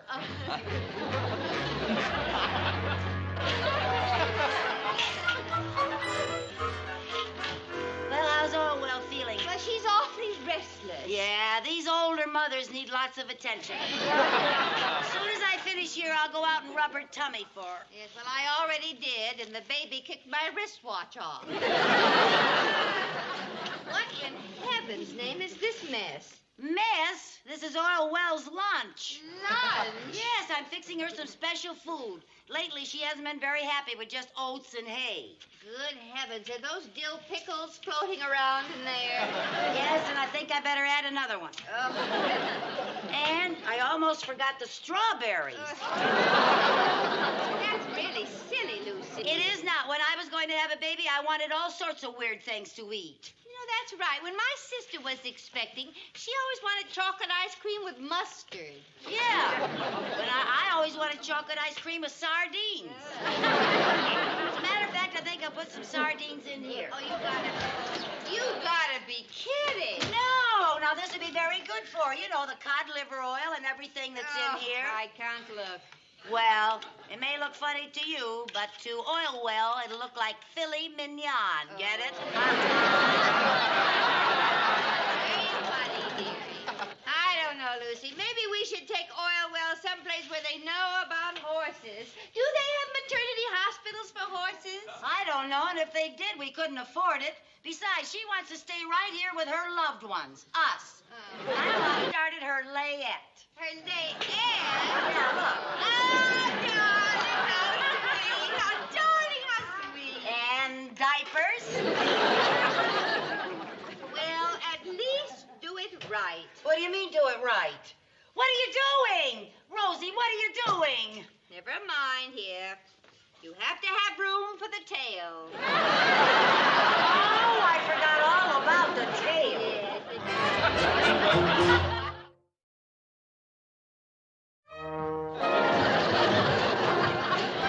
That's a good girl. That's a good girl. Lucy, look. I finished your feed bag. Oh, Listen, darling. just beautiful. Did she take all her calcium Yeah. tablets? All 50 of them. Good.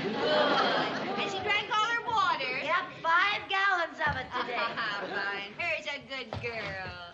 Come on now, round one more time, and then you can rest. Here we are. There you are. Now you can stop. Yes. And I think that you should sit down in that chair and rest a little while. And get the weight off your feet. I really do. Come on, see the nice chair I bought for you? See it? Won't you sit down and rest? Oh, get that, will you, honey? Yes? Oh, yes. Just a moment, please. It's for you, honey. Oh, well, hold on, Doyle, will you? I will. Come on, baby. You stay right here. Come here, sweetheart. Stay. Hello? Whoa, whoa. Oh, yes, this is Mrs. Carmichael. Oh, hello, Mrs. Goldapper. Yeah, I know I live in the apartment above you. What clumping on the floor?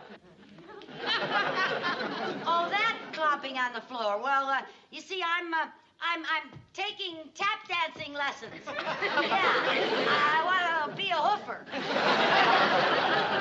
Well, you don't have to get nasty about it. All right, Mrs. Goldapper.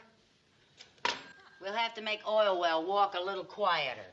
Well, it's going to be awfully hard to make an expectant mother walk on her tippy toes. Gee, she sure looks perky today, doesn't she? Yeah, I love the blanket. Yeah, so do I. Uh-huh. Rosie, can a horse that's had a baby run in a race? Sure, a horse once ran in the Kentucky Derby while she was expecting. Really? What happened? Well, she had her baby while coming down the back stretch. She won the race, and the baby came in second. Oh, you gotta be kidding. Yeah. Oh, let's get the story. Oh, who can that be?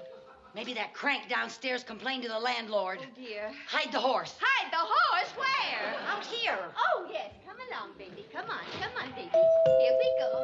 That's it, baby. Go on.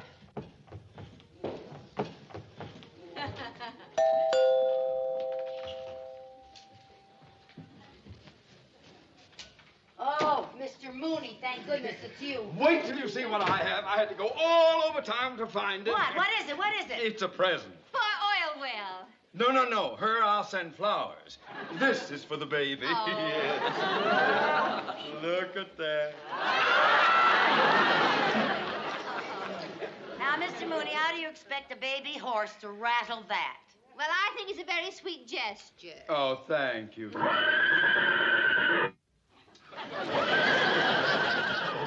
I better go see what Oil Well wants of me. Countess, I have some good news for you. Oh, good. I have been looking into Oil Well's breeding, and she comes of a very good blood strain. Oh. I'm convinced that any foal of hers would be a worthwhile investment, and so I am going to buy her baby. Oh, great. For how much? Isn't it amazing how she appears like magic when money is mentioned? Well, how much would you pay? $1,000. 1,000? Oh, that'll pay the bill at the stable. Yeah. She needs me again. Yeah. Well, I'm ready to give that to the baby. Yeah.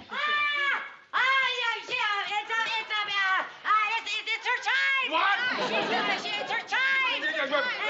Pack her bag. I'll go get a cab. A cab. She's after it right here. Yes. Oh. Get the blanket. Blanket. Get the blanket. Get the Blanket. pillow. Oh, Get the oh, boil some oh. water. Not in there. What? In the bedroom, for heaven's sake. Oh, bedroom. Yeah. Easy, Pat. Why don't you boil some water? Oh, no, I'll call the bed. All right, I'll Come on, boil darling, the you water. boil the water. Here. Oh, good heavens. I thought something was different I about did her too, today. Chief. The I hate's just so had a funny. feeling. You know, you might get the doctor if you take that off the hook. Here are the blankets. Here are the blankets.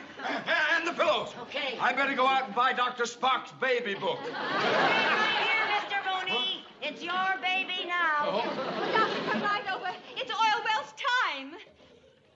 I'm going to be a daddy. Relax, Mr. Mooney. I can't relax. This is my first horse. Why do they always make me boil water? Oh, I don't know, but they always do. What are you doing? I'm knitting. With steel wool? I just thought I'd knit the baby a pair of horseshoes. What a sweet idea. I think That's so, nice. The baby should be here any minute. Oh, dear. Keep your eyes open for a gigantic storm. I will. Boil some water. And hurry. Some more. Rosie, yes! Wait. Bring the baby oil. Oh, yes, the baby oil. Here I come, the baby oil. Baby Here, oil. boil some water. Boil some more, yeah. Oh, I hope it's a boy. I've always wanted a boy. Climb up on my knees, sonny boy. Oh, you're only 3, sonny boy. Oh, I don't care what it is, just so long as it's healthy and has 4 legs.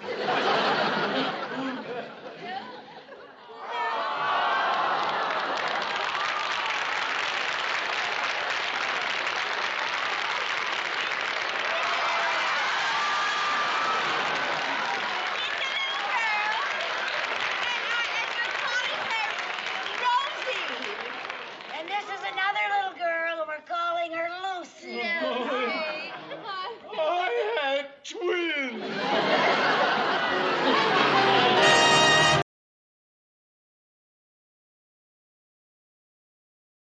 I still will remember the first time I saw Lucille Ball walk into a new job with that particular mixture of wide-eyed hope and barely contained chaos that only she could make feel both completely ordinary and utterly miraculous. It was late one summer evening when I was 9 years old, sitting cross-legged on the living room carpet in front of a television whose picture tube had begun to soften the edges of everything. And there she was, Lucy Carmichael, perched on the edge of a chair across from a man who looked as if he had already begun to regret the decision he was about to make. The episode, or rather the composite of episodes that this script so generously gathers, opens with that quiet, deceptively simple exchange, and even now, decades later, I feel the same small thrill of recognition.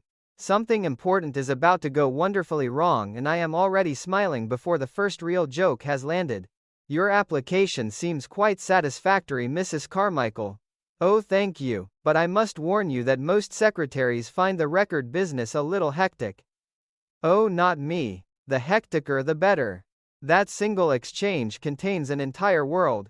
Lucy's voice rises on the word hecticer with a kind of delighted defiance, as if she has been waiting all her life for someone to tell her that a job might be too much and is now prepared to prove that nothing could ever be enough.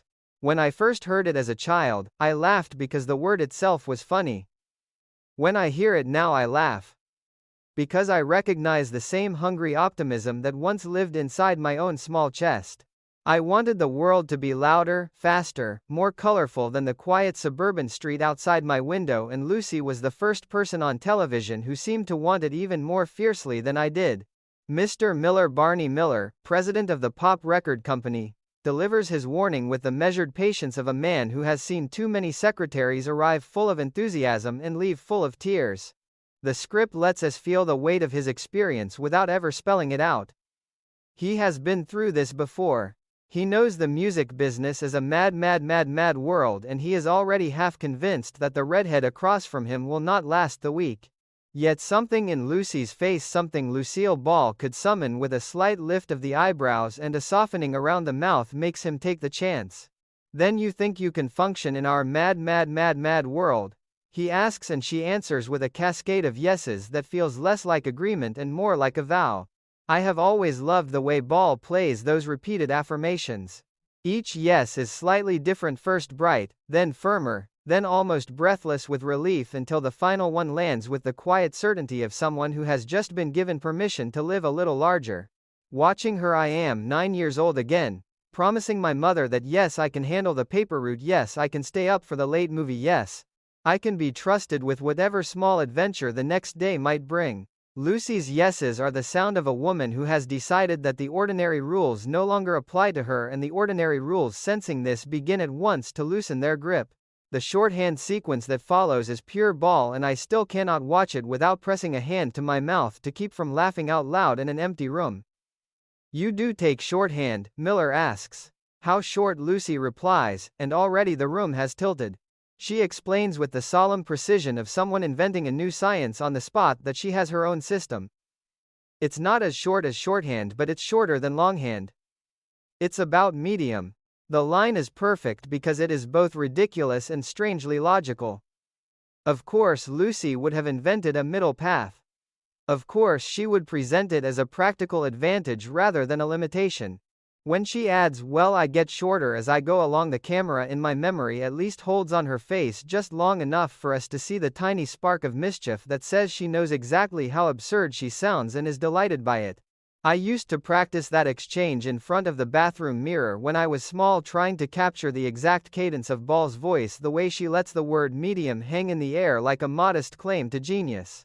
I never quite managed it. No one else has. That particular blend of earnestness and comic self-awareness belongs to her alone. Years later, when I found myself in my first real office job, terrified that my own imperfect skills would be exposed, I thought of Lucy's medium hand and felt absurdly a little braver. If she could walk into the mad world of pop records with a system that was neither short nor long and still somehow survive, perhaps the rest of us could survive our own smaller mad worlds as well. Miller decides to take the chance. You want to take a chance on me? Lucy asks, and the vulnerability in the question is almost painful. She is not merely seeking employment, she is asking to be believed in. When he answers yes, her gratitude is so immediate and so complete that it briefly silences the comedy. Oh, thank you. Thank you. When do I start? Right now. The speed of the transition is itself a joke. Lucy has barely sat down, and already the machinery of the episode is accelerating, but it is also a statement of character. Lucy does not ease into things. She plunges. And because she plunges, the rest of us are carried along whether we are ready or not. What follows is one of the great first day at work sequences in the history of the American sitcom. Miller begins to dictate a letter. Lucy, notebook open, pen poised, is the picture of professional readiness until we realize she is also writing a letter to her aunt. The dual activity is established with such casual brilliance that it takes a moment for the full absurdity to register. Gentleman, Miller says.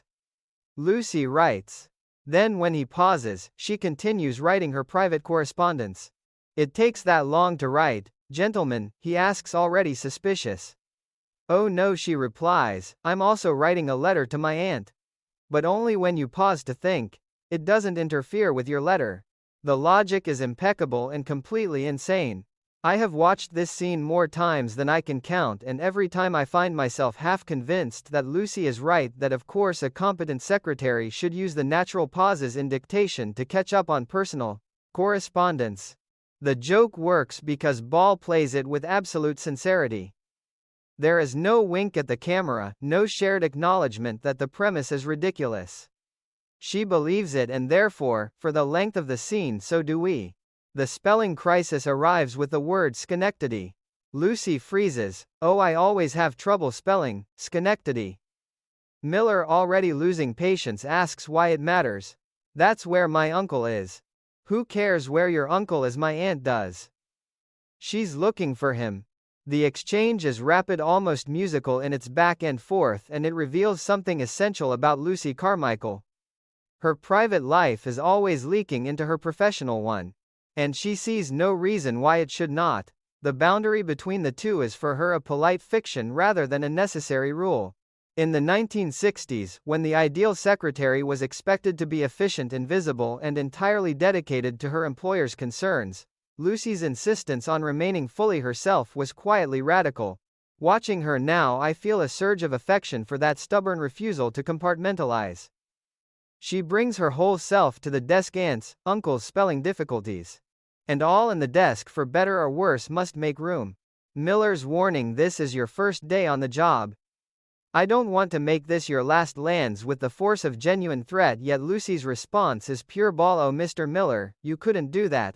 Why not? I already told my aunt how nice you are. The line is devastating because it is so completely Lucy. She has already rewritten the narrative of the day in a letter that has not yet been mailed.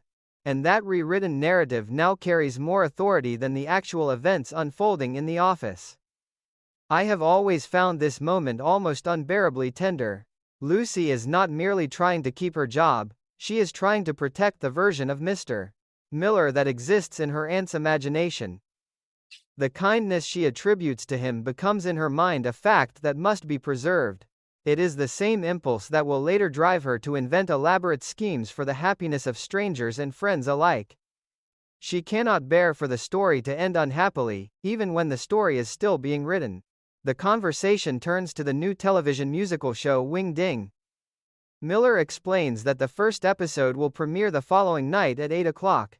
Lucy, ever the optimist, responds as if she has been invited to offer programming notes.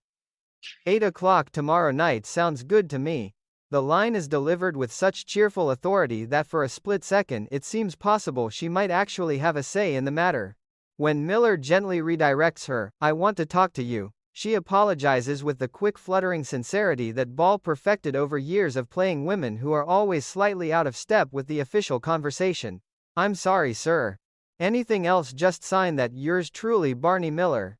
And then the final comic flourish. Lucy asks whether truly is spelled with 2 L's, and when corrected promises to remove the extra letter when she types the letter.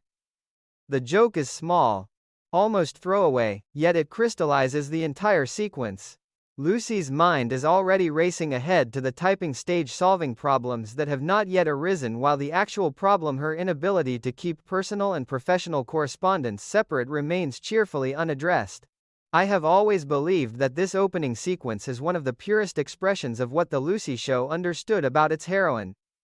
Lucy Carmichael is not a woman who fails at ordinary tasks because she is incompetent. She fails because she insists on living at a higher emotional volume than the tasks can comfortably accommodate. The record business is hectic, she wants it hecticer.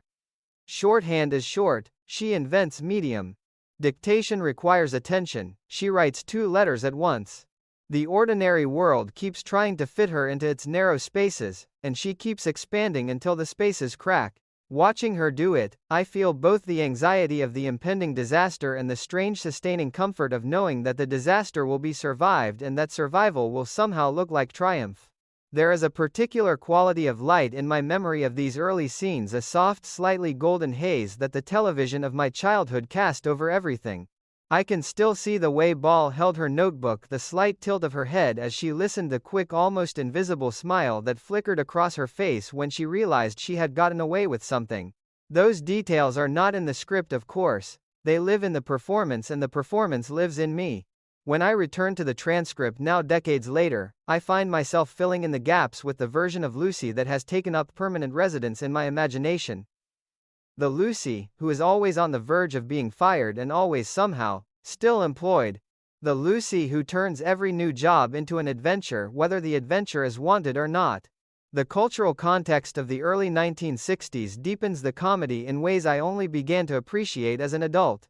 The music industry was exploding with the energy of rock and roll. Television variety shows were still a dominant form of entertainment, and the figure of the secretary occupied a complicated place in the American imagination. Part professional, part ornamental, always expected to manage the chaos of male ambition without adding any of her own. Lucy walks into that world and immediately begins to rewrite its rules. She does not reject the role of secretary. She simply refuses to let the role contain her. In doing so, she offers a kind of comic liberation that still feels radical. The mad world of pop records will never be the same once she has entered it, and neither, I think, are we. I sometimes wonder what my 9-year-old self would make of the adult who still returns to these scenes for comfort. That child laughed because the jokes were funny. The adult laughs because the jokes are true, because the desire to make ordinary life more vivid, more connected, more fully inhabited is a desire that does not diminish with age. Lucy's first day on the job is in the end a love letter to that desire. She arrives ready to be useful and instead becomes unforgettable. She is hired to take dictation and ends up dictating the terms of her own chaotic survival. And somewhere in the space between the medium hand shorthand and the letter to the aunt, she reminds us that the only way to live inside a mad world is to become a little madder yourself, and to do it with as much heart as you can muster. The sequence ends with Lucy still seated at her desk, notebook open, the day only beginning, the disasters still waiting in the wings. I know what comes next. The dress rehearsal, the mangled lyrics, the neighbor with the song, but for this moment I want to stay here in the quiet before the storm, watching a woman who has just been given a chance and is already transformed that chance into something larger and stranger, and more alive than anyone expected. That is the Lucy I fell in love with as a child. That is the Lucy who still, after all these years, makes the ordinary world feel wide enough to contain every impossible hope I have ever carried. And that is why every time I return to this opening scene I feel the same soft, astonished gratitude that someone once put this woman on television and that the woman is still somehow talking to me. I can still feel the exact moment the office dissolved into the studio. The way the script moves without warning from the relative calm of dictation into the colored lights and cables and controlled panic of a television dress rehearsal. Even as a child I understood that something irreversible had happened the second Lucy stepped onto that soundstage. The ordinary world of typewriters and aunts' letters had been left behind. We were now inside the machinery of show business itself, and Lucy Carmichael was about to discover, with her usual combination of wide-eyed delight and total unpreparedness, just how loud that machinery could become. "Oh, Mr. Miller, is this where you do the show?" "Yes, Mrs. Carmichael." "Golly, I never thought I'd have a job where I'd get paid for watching a show. That single exchange still undoes me." Lucy's voice lifts on the word golly with the pure, unguarded wonder of someone who has been granted a backstage pass to a world she has only ever seen from the living room sofa. When I first heard it, I was sitting on the floor in my pajamas, chin in my hands, and I felt an almost physical rush of envy. She was being paid to stand inside the magic. I was only allowed to watch it through glass. Years later I realized the deeper joke. Lucy is not being paid to watch. She is being paid to work, and the work is about to overwhelm her in the most spectacular fashion. But in that first innocent moment the distinction has not yet arrived. She is simply happy. And Lucille Ball knew how to play happiness so that it felt like a private gift shared only with the audience. The dress rehearsal is already underway when she arrives. The MC Foster greets Miller with the brisk camaraderie of men who have done this 100 times. Introductions are made. Lucy is presented as the new secretary, and she responds with the slightly breathless politeness of someone trying very hard to look as if she belongs among the lights and the headsets. Then the request comes that will set the entire sequence in motion. The music department needs a copy of the theme song for clearance. Miller, already distracted, turns to his newest employee. Well, my secretary will take it down. I have always loved the quiet cruelty of that line. Miller does not ask whether she is ready. He does not check whether her medium hand is equal to the task of capturing a full musical number at speed. He simply assumes, as employers so often do, that the person sitting nearest the problem is the solution. Lucy, of course, accepts the assignment with the bright confidence of someone who has never once considered the possibility of failure. Yes, sir. She produces her shorthand book. The music begins. What follows is one of the purest distillations of Lucille Ball's comic genius that the series ever achieved. The theme song of Wingding is a chaotic up-tempo nonsense piece, full of invented slang and rapid-fire rhymes. A lady swinging wingding tonight. The waggiest wingding that ever been. We're gonna swing and windy. I don't. No, wala wala. The lyrics tumble over one another like children racing down a hill. Lucy's pen races after them. Ball plays the act of transcription with her entire body, the slight forward lean, the tightening of the shoulders, the occasional panicked glance up at the stage as if the words might slow down out of pity. They do not. When the number ends and the cast is praised for a wonderful dress rehearsal, Miller turns to his secretary with the casual expectation of a man who has never had to write anything down himself. Miss Carmichael, did you get all that down? Oh, yes, sir. Yes, sir. I think so. Fine. Would you mind reading it back to me? The pause that follows is one of the great comic silences in television history. Lucy looks at her notebook. The camera in my memory holds on her face just long enough for us to watch the slow collapse of confidence. Then she begins to read. What emerges is not the theme song of Wing Ding. It is a surreal, half-remembered collage of fragments that somehow manages to be both completely wrong and strangely beautiful in its wrongness. Yeah, we're gonna have a wing ding, a real swing and wing ding. Tonight we're gonna have a wing ding, a real swing and wing ding. Tonight we're gonna have a wing and a ding. The rhythm is still there, the spirit is still there, but the actual words have dissolved into a kind of comic impressionism. Miller's face as he listens, moves through the stages of professional grief, confusion, disbelief, the dawning realization that the clearance department is about to receive a document that will make no sense to anyone who was not present in the room. I have watched this sequence more times than I can count, and every time I feel the same dual response. Part of me is laughing so hard my eyes water. The other part is filled with a fierce protective tenderness for Lucy.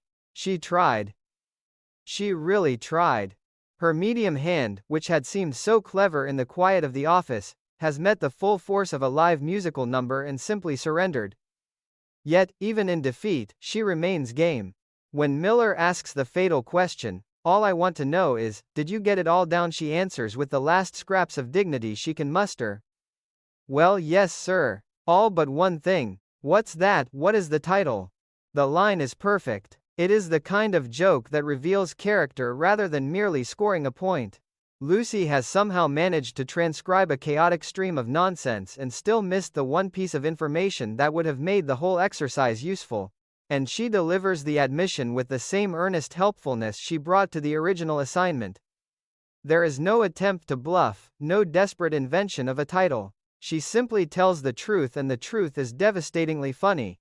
When I was small, I used to reenact this scene with my sister, one of us playing Miller and the other racing to write down whatever nonsense lyrics we could invent on the spot. We never came close to the elegant disaster Ball creates. The beauty of the sequence is that Lucy's failure is not the result of laziness or stupidity. It is the result of trying to impose order on something that was never meant to be ordered. The theme song of Wing Ding is deliberately chaotic. A celebration of pure kinetic energy. Lucy's notebook tries to freeze that energy into lines on a page, and the energy simply refuses. The comedy arises from the collision between two incompatible systems of meaning, one musical, one bureaucratic, and from Lucy's brave doomed attempt to serve as translator between them. There is also beneath the laughter a quiet commentary on the nature of live television in the early 1960s. Dress rehearsals were still relatively new as a formalized process. The technology of videotape was only beginning to change the way shows were made. The pressure to capture everything correctly on the first or second try was enormous. Lucy's mangled transcription becomes in this light a comic stand-in for every production assistant who has ever tried to document chaos and failed. The difference is that Lucy fails with such complete and radiant commitment that the failure itself becomes entertainment. I think often of the way Ball uses her face during the reading back. The eyes move rapidly across the page, as if hoping the correct lyrics might suddenly appear. The mouth forms the words with careful precision even when the words make no sense. There is a tiny, almost invisible flinch each time she realizes another phrase has gone wrong. These are the micro-expressions that separate great physical comedy from mere clowning. Ball never asks us to laugh at Lucy, she asks us to laugh with her. To share in the private humiliation and the private determination to keep going anyway. When I return to this scene as an adult, I find myself less interested in the jokes themselves than in the emotional architecture that supports them. Lucy is embarrassed, yes, but she is not defeated. She has already begun somewhere behind the eyes to invent the next solution. The cultural texture of the moment is worth lingering over. Wing Ding is clearly meant to evoke the wave of youth-oriented musical variety shows that flooded American television in the mid-1960s, programs that tried to bottle the energy of rock and roll and sell it back to teenagers in primetime. The lyrics Lucy fails to capture are full of the era's slang and its cheerful nonsense Walla Walla Porch Bear DDT. Even the name of the act that cannot appear, the Six Bare Feet, feels like a gentle parody of the period's obsession with novelty groups.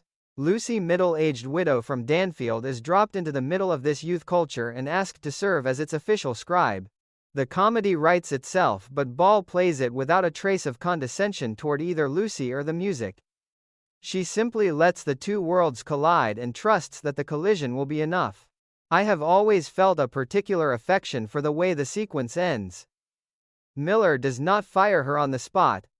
He does not even raise his voice.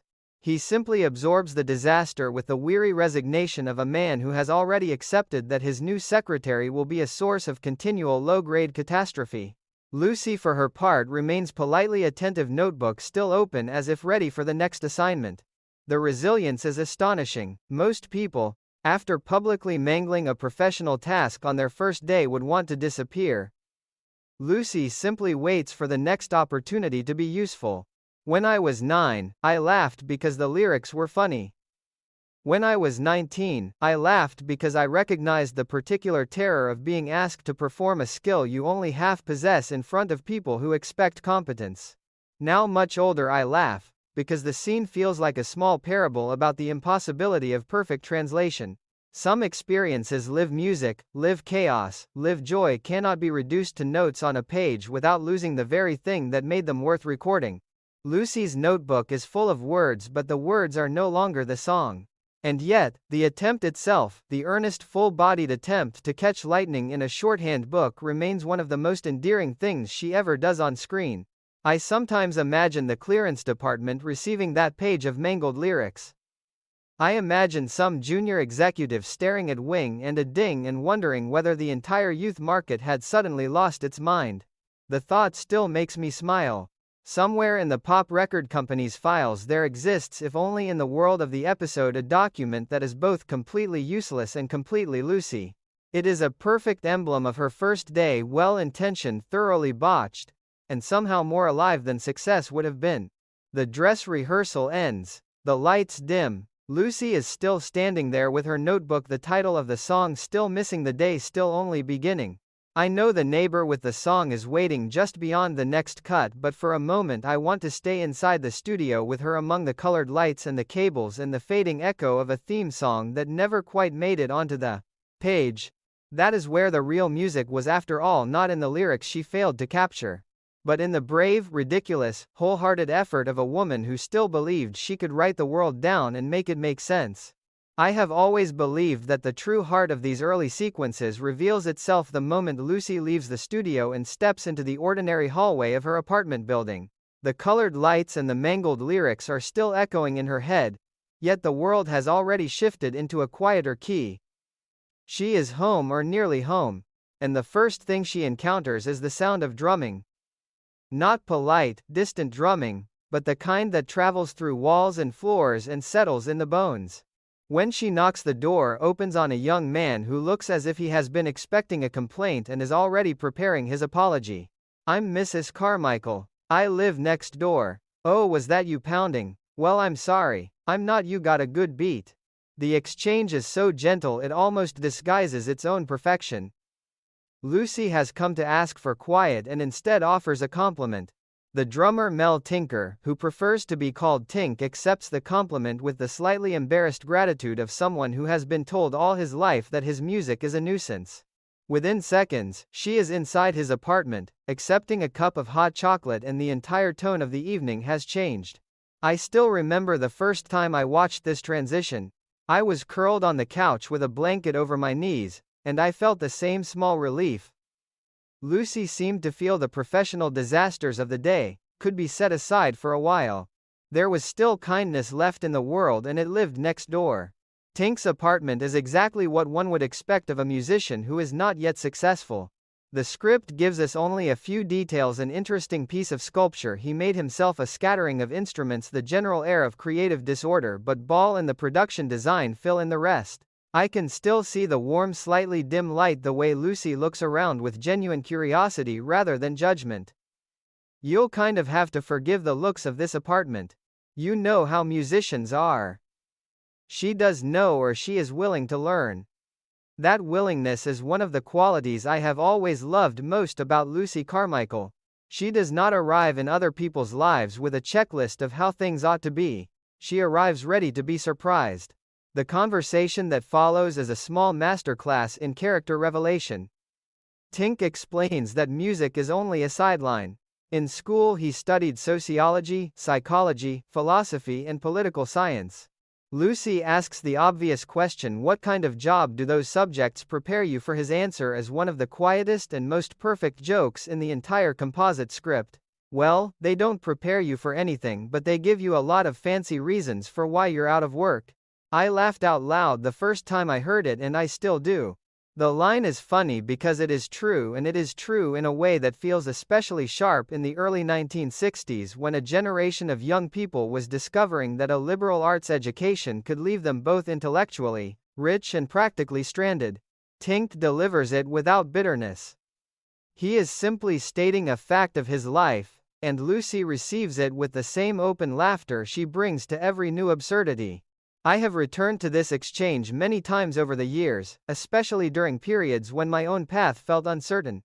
There is a strange comfort in watching two people who are in different ways slightly out of step with the expected narrative of success. Lucy is a widow reinventing herself in California. Tink is a musician who cannot quite make music pay. Between them, they create a temporary pocket of understanding that feels more real than most of the professional interactions Lucy has had all day. When she notices a piece of sculpture and learns he made it himself, her delight is unfeigned. Well, well. The two words carry an entire world of appreciation. Ball plays them with a soft upward inflection that suggests she has just been given a small, unexpected gift. Then comes the song. Tink asks if she would like to hear something he has just written. The title is Whatever Happened to the Moon. He begins to play and sing, and the script gives us only a fragment, whatever calculation, but the performance in my memory is complete. The melody is simple, slightly melancholic, the kind of tune that feels as if it has always existed and has only been waiting for someone to remember it. Lucy listens with her whole body. When the song ends, she does not offer the polite praise of a neighbor enduring a private concert. She offers the stunned, slightly breathless verdict of someone who has just heard something she believes the world needs to hear. I just think that song is beautiful. You're very nice. Well, now, I'm not just being nice when I say that song is good. I mean it. I'm in the music business. The last sentence is delivered with a quiet pride that still moves me. Lucy has been a secretary for less than a day. She has already failed at the primary task she was given. Yet, she claims the identity of someone in the music business, with complete sincerity. In that moment, the identity becomes true not because of any official title but because she has decided it is true.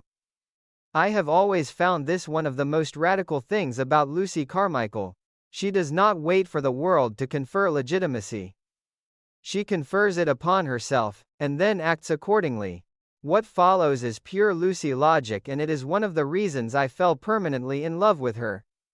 She decides on the strength of a single private performance that Tink has written a hit song. She further decides that she herself is now a talent scout. The two decisions arrive fully formed without hesitation or self-doubt. And just think, on my very first day, I discovered a hit song. The line is spoken with the luminous certainty of someone who has just rewritten the entire narrative of her employment. Mr. Miller did not merely hire a secretary. He hired a woman who can find the next big thing while making hot chocolate in a neighboring apartment. I can still feel the particular quality of excitement that filled the room when I first watched this scene. My 9-year-old self believed her completely. Of course, the song was a hit. Of course, Lucy had discovered it. The adult I am now understands the gentle satire at work. The way the episode quietly observes how quickly hope can outrun evidence, but the belief has never entirely left me. There is something sacred in Lucy's willingness to become the champion of a stranger's work after a single hearing. It is the same impulse that later drives her to invent schemes for other people's happiness, the same refusal to let good things remain private and small. Tink is understandably stunned. I can't believe this. Lucy's response is immediate and maternal in the best sense. Oh, now. Don't you worry about it. You go right on with whatever you were doing. Don't let me disturb you. I'll see you first thing in the morning. She is already protecting the fragile new hope she has created. She will take the song to Mr. Miller. She will present Tink as a discovery. She will transform her own chaotic first day into a triumph of talent spotting. The plan is fully operational before Tink has even finished processing the conversation. There is a quiet cultural resonance here that I only began to appreciate years later. The early 1960s were full of stories about ordinary people discovering extraordinary talent in unexpected places. The neighbor who could sing, the kid with a guitar, the secret masterpiece waiting in a drawer. Television and popular magazines loved these narratives because they suggested that greatness was democratic, that it could appear anywhere and be recognized by anyone with sufficiently open ears. Lucy enacts the fantasy with complete commitment. She does not question her own credentials. She simply hears something she loves and decides the world must hear it too. I think often of the way Ball plays the listening. Her eyes stay soft and focused. Her body leans slightly forward. There is no performative nodding, no exaggerated display of appreciation. She simply receives the song as if it is a private confidence being offered to her alone. When she declares it beautiful, the declaration feels earned rather than automatic. That quality of genuine attention is rarer than it should be, both on screen and off. And it is one of the reasons Lucy remains so easy to love. She listens as if the other person's work might actually change her life. In this case, she decides that it already has. The scene ends with Lucy leaving Tink's apartment full of plans and Tink standing in the quiet aftermath of having been discovered. I have always imagined him looking at the door after she closes it, trying to decide whether the entire encounter actually happened. For Lucy, there is no such uncertainty. The song is a hit. She is a talent scout. Tomorrow morning, she will prove both things to Mr. Miller. The fact that she has been a secretary for less than 24 hours and has already expanded the job description beyond recognition does not trouble her in the slightest. When I return to this sequence, now I feel a familiar mixture of amusement and deep affection. Lucy's talent scouting is premature, her confidence out of proportion to her experience, her plan almost certainly doomed. And yet the impulse behind it, the desire to lift someone else's work into the light, is so pure that I cannot bring myself to wish her more cautious. The world of the episode is about to remind her that the music business is not so easily rearranged by good intentions. But for this one evening in a small apartment filled with the smell of hot chocolate and the fading notes of a song about the moon, Lucy Carmichael has decided that beauty is enough to build a future on. I was 9 years old the first time I watched her make that decision, and some part of me has been trying to live up to it ever since. I still remember the exact feeling that settled over me the first time I watched Lucy walk into Mr. Miller's office the next morning carrying another person's dream as if it were her own. There was a brightness in her step that had nothing to do with the modest success of having survived her first day and everything to do with the private certainty that she was about to change two lives at once, Tink's and her own. She had heard a song about the moon and decided the world needed to hear it too. That decision, so pure and so completely, Lucy, was about to meet the cold pragmatism of the record business, and I already knew even as a child that the collision would hurt a little. Miller listens to the song. The script does not give us the full performance again, but it gives us his verdict, and the verdict is delivered with the weary patience of a man who has heard too many hopeful amateurs. The melody was okay, but what the song says is all wrong for today's market. Lucy's face in my memory does that small, almost invisible collapse that Ball specialized in, the brief dimming of the eyes. The slight parting of the lips as if a reply has been prepared and then abandoned. Well, what's wrong with it? She asks, and the question is not defensive. It is genuinely curious. She cannot yet understand how something beautiful could be commercially incorrect. Miller's explanation is one of the sharpest pieces of cultural observation the episode offers. That moon and spoon jazz. The kids today go for real tear-jerkers. You gotta make 'em miserable to make 'em happy. I was too young the first time I heard it to recognize how accurately the line captured a particular strain of early 60s youth culture. The fascination with tragic romance, the pleasure taken in songs about loss and loneliness and early death. I only knew that the sentence made Lucy's face change and that the change made my own chest tighten in sympathy. She had brought a gentle, wistful song about the moon, and she was being told that gentleness was no longer enough. There is a moment just after the rejection when Tink is still in the room. He has come to thank Miller for listening.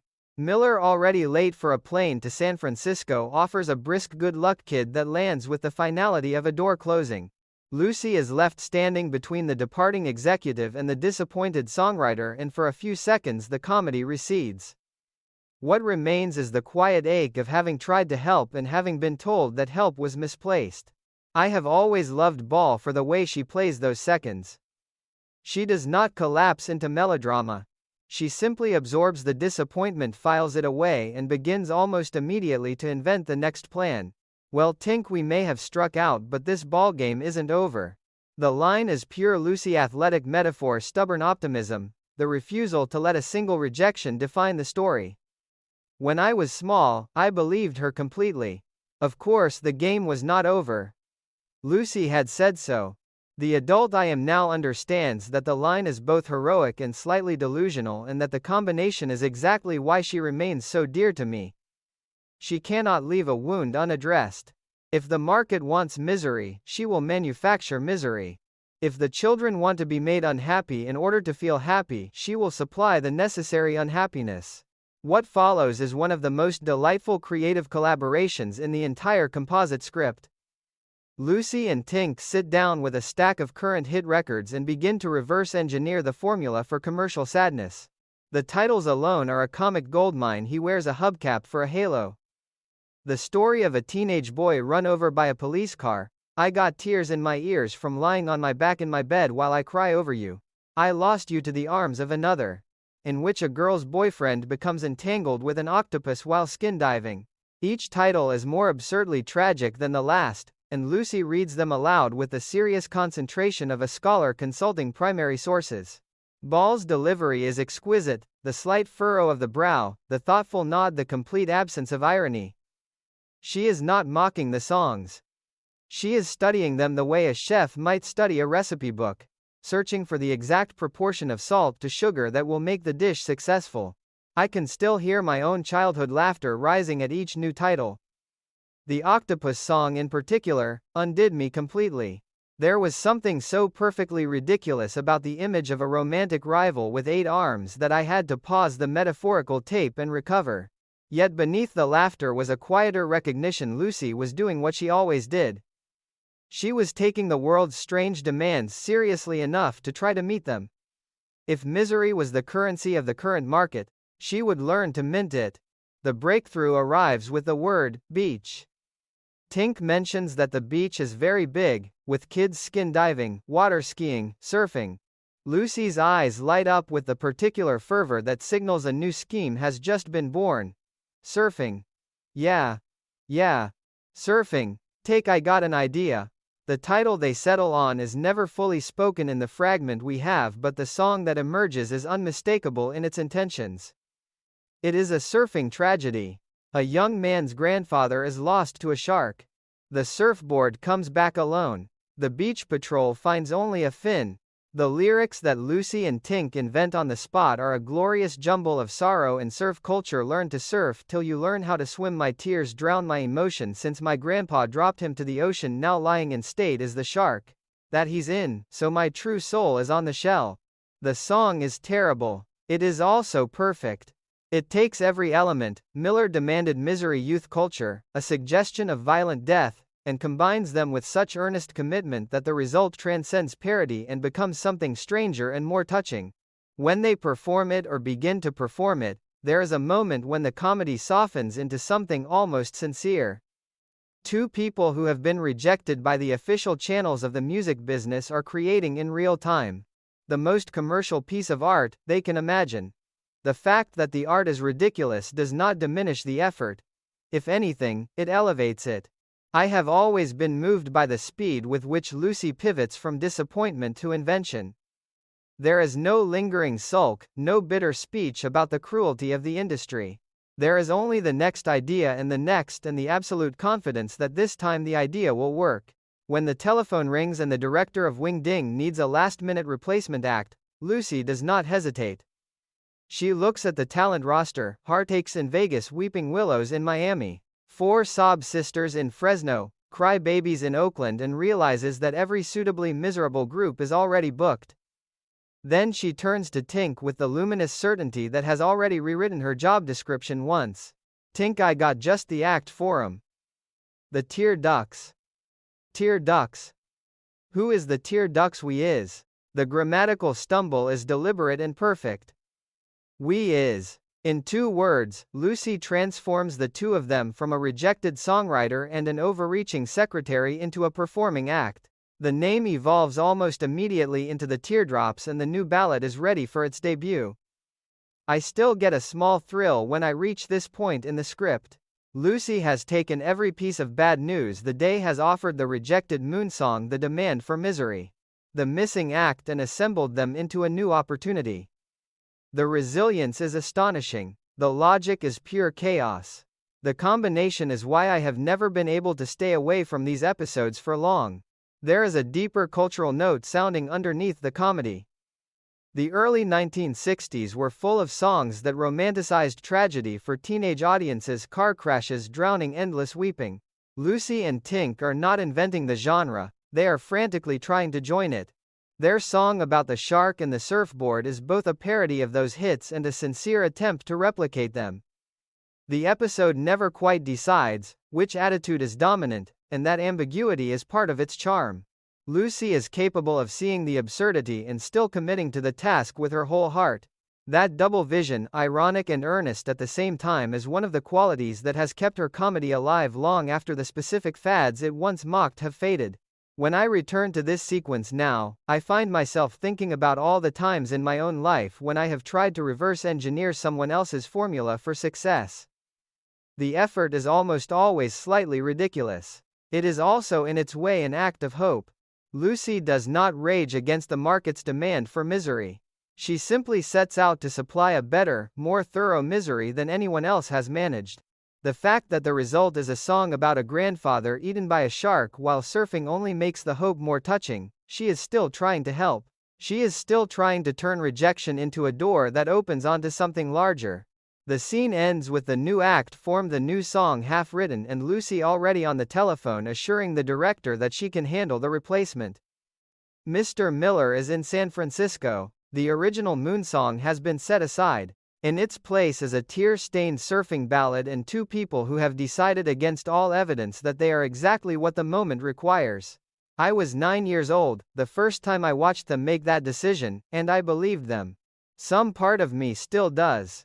That is the quiet miracle of Lucy Carmichael. She can take the world's strangest demands and meet them with such complete and radiant sincerity, that for the length of a song, the demands themselves begin to feel almost reasonable. I have always thought that the most dangerous place in Lucy Carmichael's world is not the television studio or the record company office or even the laundry room where later disasters will unfold.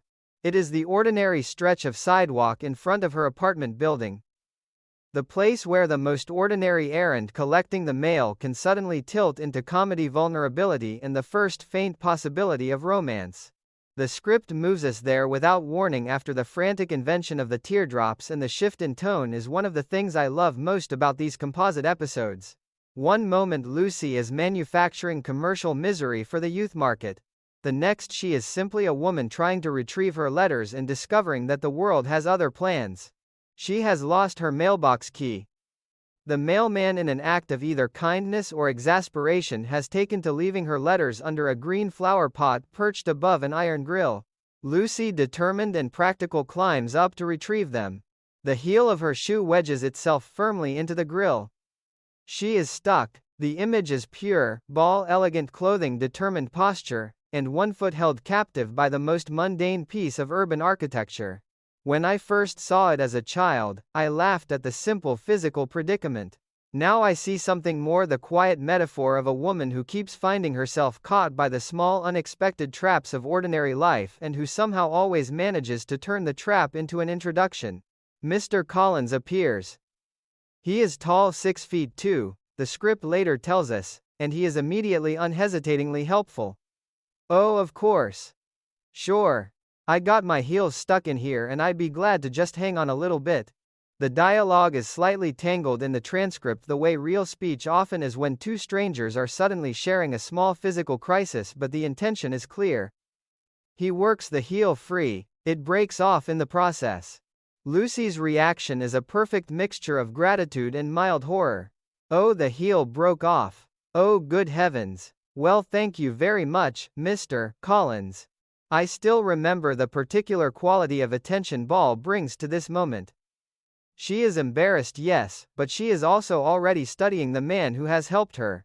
There is a quick, almost invisible assessment happening behind the polite thanks, the same assessment she will later share with Joan Brenner when she describes him as about 6'2" and very handsome and a year older than he looks. The comedy of the broken heel is only the surface.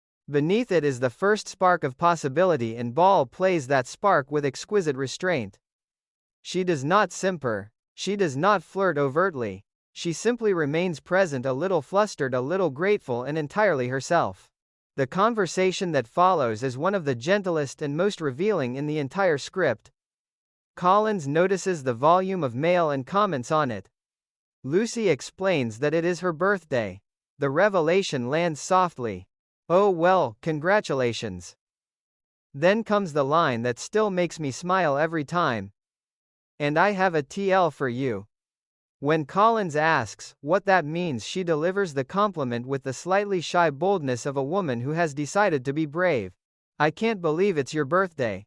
Why not? Well, you don't look old enough to be having another birthday. It is a classic Lucy compliment, warm, slightly clumsy, completely sincere. Ball lets a small flush of pleasure cross her face as she says it, as if she is surprised by her own daring. Collins's response is equally perfect. He is pleased, a little embarrassed, and clearly not accustomed to this kind of attention from a near stranger. When Lucy adds that she lives only 3 doors down and 1 flight up, the geography of the building suddenly becomes charged with possibility. I was too young the first time I watched to understand the quiet adult undercurrents of the scene. I only knew that something nice was happening.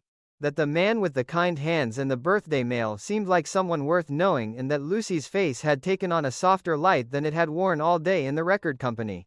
There is a cultural texture here that rewards later reflection. In the early 1960s, the figure of the handsome, slightly older bachelor pilot carried a particular glamour, travel competence, a life larger than the suburban apartment building. Collins is not a movie star or a recording artist. He is simply a man with an early morning flight and a stack of birthday cards. Yet the script treats the encounter with the same seriousness it would give a more conventionally glamorous meeting. Lucy is not looking for a celebrity. She is looking for connection, and the broken heel has given her an unexpected door into it. The physical comedy of the stuck heel is worth lingering over because it is so characteristic of Ball's style. The predicament is undignified without being humiliating. Lucy is not made ridiculous for the audience's pleasure, she is made human. The broken heel becomes a shared problem rather than a private shame. When Collins works it free, the two of them are briefly united in a small collaborative effort, and that collaboration plants the seed of everything that will follow in the laundry room and beyond. I have always admired the way the episode trusts the audience to feel the shift. No music swells. No significant glance is held too long. The possibility simply appears the way real possibilities so often do, through a minor accident and a moment of unexpected kindness. I think often of my own childhood reaction to this scene. I wanted Lucy to be happy. I wanted the nice man with the birthday cards to notice her the way she was already noticing him. The fact that the episode would later complicate that simple wish with mothers and charity balls and laundry room schemes did not diminish the purity of the first meeting. If anything, it made the first meeting more precious in retrospect. This was the moment before the plans began.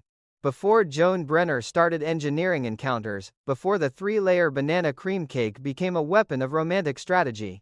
This was simply two people on a sidewalk, one of them missing a heel, both of them a little surprised by how easy the conversation felt.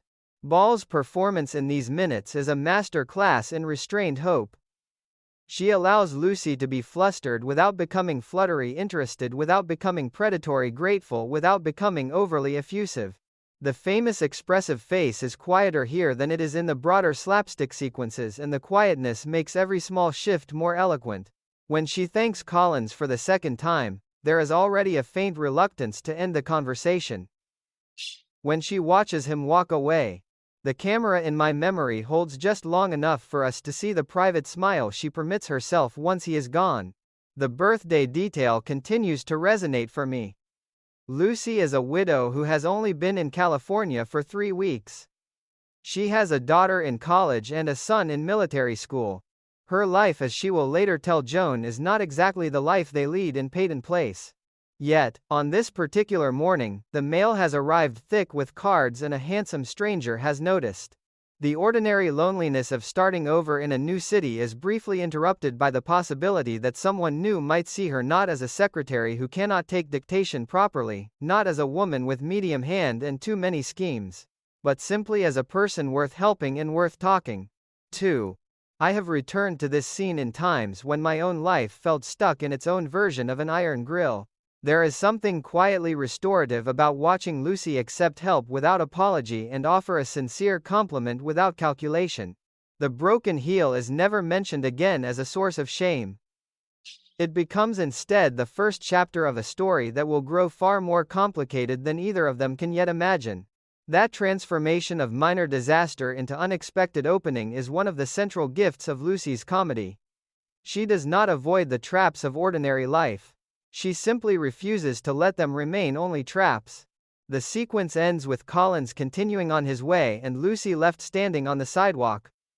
One shoe incomplete, arms full of birthday mail, already carrying the private knowledge that the day has offered her something more than letters. I was 9 years old the first time I watched her stand there, and I felt a small hopeful ache on her behalf. The adult I am now feels the same ache, tempered by the knowledge of everything that will follow: the laundry room campaign, the cake in the dryer, the mother who arrives at the worst possible moment. Yet the first meeting remains untouched by those later complications. It is still simply a woman with a stuck heel and a man who stopped to help, and the quiet beginning of something that for a few minutes at least felt as if it might be easy. I have always believed that every great Lucy scheme begins with the arrival of a co-conspirator, and Joan Brenner walks into the story carrying exactly the right mixture of worldly amusement and practical cunning. She appears first as the downstairs neighbor who has found Lucy's lost mailbox key, and within minutes the two women are seated in Lucy's apartment, coffee in hand, already circling the subject of the handsome pilot who had freed a trapped heel only hours earlier. The shift is so natural that I still feel a small thrill of recognition whenever I reach this point in the script. The solitary encounters of the morning are over. The campaign is about to begin. Joan is a working actress who plays bit parts and appears, according to her own rueful account, slightly lopsided on Lucy's malfunctioning television set. She has the easy confidence of a woman who has spent years navigating the lower rungs of show business and has learned to treat life as another kind of scene that can be improved with the right preparation. When Lucy describes her meeting with Mr. Collins, the stuck heel, the broken shoe, the birthday cards, the compliment about not looking old enough for another birthday, Joan listens with the sharp attention of someone who already sees possibilities. Say, why don't you ask him to go to the party with you, she suggests, referring to the Screen Arts charity ball and the 2 tickets she is prepared to give away. Lucy's hesitation is immediate and characteristic. Oh, I don't know him well enough to ask him to take me out any place. The line is quiet, almost shy, and Ball plays it with a vulnerability that still catches me off guard. For all her bold schemes and medium-hand confidence, Lucy remains capable of genuine romantic reticence. She has been a widow only a short while in the larger chronology of the series, and the simple act of asking a man for an evening still feels like a threshold she is not quite ready to cross. Joan, sensing the hesitation, does not push directly. She simply redesigns the problem. If Lucy cannot ask, then she must arrange to be asked. And the perfect place for that arrangement is the laundry room. It just so happens that today is bachelor day in the laundry room, and at 5 o'clock they gather like a herd of buffalo around a watering hole. I laughed out loud the first time I heard the metaphor, and I still do. The image of the building's single men congregating among the washers and dryers with the deterministic regularity of animals at a desert spring is both ridiculous and oddly precise. Joan delivers it with the cheerful authority of a woman who has studied the social ecology of the apartment house the way an anthropologist might study a village. Lucy's response, "I already did my laundry," is met with the practical solution that will define the entire sequence: well, we could dirty some. The 2 women look at each other, and in that look the alliance is sealed. I can still feel the particular delight that rose in me as a child at the sight of 2 women deciding without shame or apology to manufacture both dirty clothes and an accidental meeting. The preparation that follows is a comic master class in romantic logistics. Joan has come equipped. She carries a bag containing everything a woman might need to appear both helpful and desirable in a laundry room: needle and thread for the inevitable missing button, conversational openers, and the quiet determination to rewrite Lucy's marital status in the most casual way possible. "One thing bothers me," Lucy says. "He knows my name is Mrs. Carmichael. He might think I'm still married." Joan's solution is immediate. "Oh, don't worry. I'll tell him you are a widow. I'll just slip it into the conversation." The promise is delivered with the breezy confidence of someone who has rewritten far more complicated narratives on casting calls. When the 2 women finally enter the laundry room, the scene that unfolds is one of the purest examples of situational comedy the composite script has to offer. The bachelor herd is already present, men arguing over a card game whose stakes are apparently the privilege of doing the ironing. Joan makes the introductions with theatrical casualness. "Hi, I'm Joan Brenner, and you must be the Mr. Collins that just moved in here." "Oh, Mr. Collins, meet the widow Carmichael." The word widow is dropped with perfect timing, light enough to seem incidental, heavy enough to correct the earlier impression. Collins, of course, already knows Lucy. The mailbox encounter is only hours old. The second meeting is therefore layered with the faint awkwardness of people who are pretending that the first meeting was less charged than it actually was. The missing button sequence is pure Ball. A button appears on the floor as if summoned by Joan's advance planning. Lucy picks it up, examines it, and suggests with elaborate innocence that it might belong to Mr. Collins's shirt. When the match is confirmed, she produces needle and thread with the triumphant air of a woman who has been carrying them all day for precisely this purpose. "Well, don't you worry about a thing. I just happen to have a needle and thread here. I'll be glad to sew it on for you." Collins, polite and slightly overwhelmed, protests that he is in a hurry. Lucy's response is one of the great lines of gentle romantic aggression in the series. "Oh well, you just go right ahead with your laundry, and after I sew the button on your shirt, I'll put it in with my laundry." I don't mind your laundry and my laundry going around together. I have always loved the quiet audacity of that sentence. The image of two people's clothes tumbling together in the same machine is both domestic and intimate, a small metaphor for the closer entanglement Lucy is already imagining. Ball delivers it with a mixture of helpfulness and barely concealed hope that makes the moment simultaneously funny and touching. Collins accepts the offer, stacks his laundry, and leaves for the airport to check his flight plan, promising to return in a couple of hours. The field has been prepared. The button has been sewn. The widow status has been established. All that remains is the more elaborate second phase of the campaign, the birthday cake. Yet even before the cake is mentioned, the laundry room sequence has already accomplished something essential. It has transformed Lucy from the slightly flustered woman with a broken heel into an active participant in her own romantic story. She is no longer waiting for chance to arrange another meeting. She and Joan have manufactured the meeting, controlled its tone, and left Collins with the impression of a capable, generous, and available neighbor. The fact that the entire encounter has been engineered does not make it less real. In the world of the series, engineered encounters are simply how life moves forward.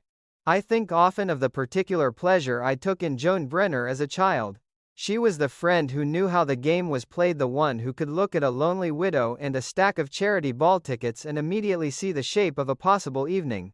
In the larger landscape of 1960s, television, women like Joan were rarer than they should have been, women who treated other women's romantic hopes as projects worth serious practical effort rather than as occasions for moral caution. The episode allows her to be both funny and genuinely helpful, and that combination still feels generous. The cultural undercurrents are worth noting. The laundry room as romantic arena is a distinctly mid-century American invention, the place where the private work of the household became briefly public and where strangers could invent reasons to speak. Joan's description of Bachelor Day elevates the space into something almost mythic, a weekly ritual with its own rules and its own herd behavior. Lucy's willingness to dirty clean clothes in order to participate in the ritual is both absurd and strangely practical. She is not above the small deceptions that make connection possible. She is simply more honest than most about the effort required. When Collins leaves and the two women are alone again, Joan immediately diagnoses the remaining problem. Lucy has not asked him to the ball. The button and the laundry have bought time and goodwill, but they have not produced an invitation. The next idea arrives fully formed while Collins is gone. Lucy will bake his favorite cake, a 3-layer banana cream, the kind his mother used to make, and stage a surprise party in the laundry room itself. With a little decorating, I can make this look like a laundry a-go-go.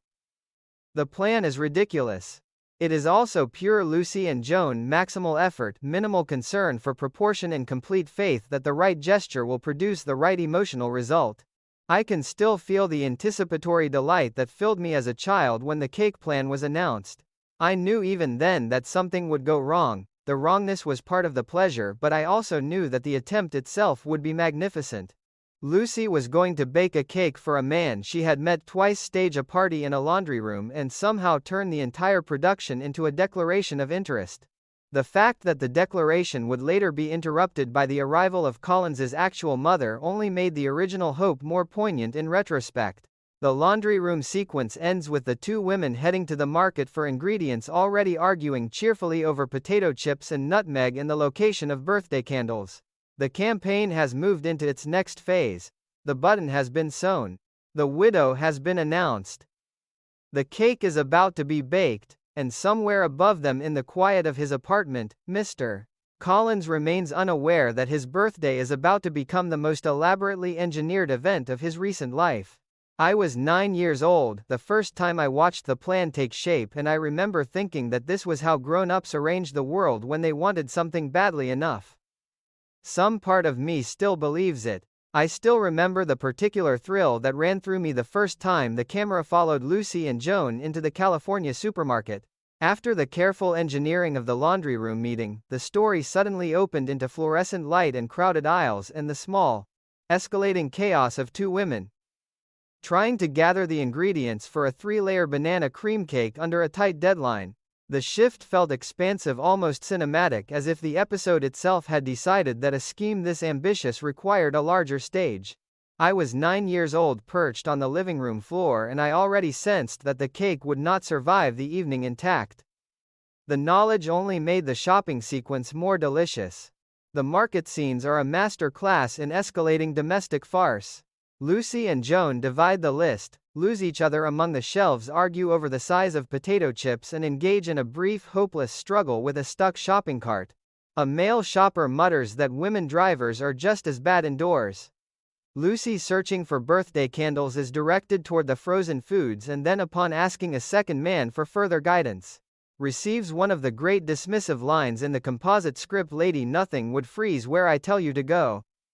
The insult is so pure and so unexpected that I laughed until my stomach hurt.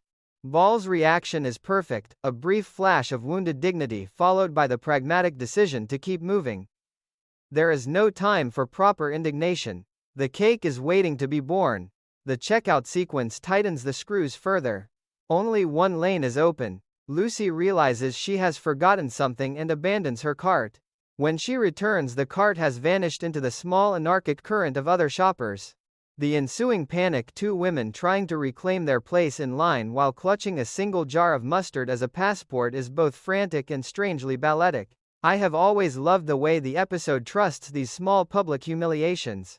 Lucy is not above looking foolish in a supermarket.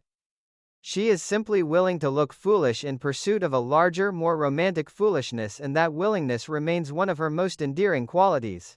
By the time the women return to the apartment building, the cake has been baked, the laundry room has been hastily decorated, and a small crowd of neighbors has been assembled.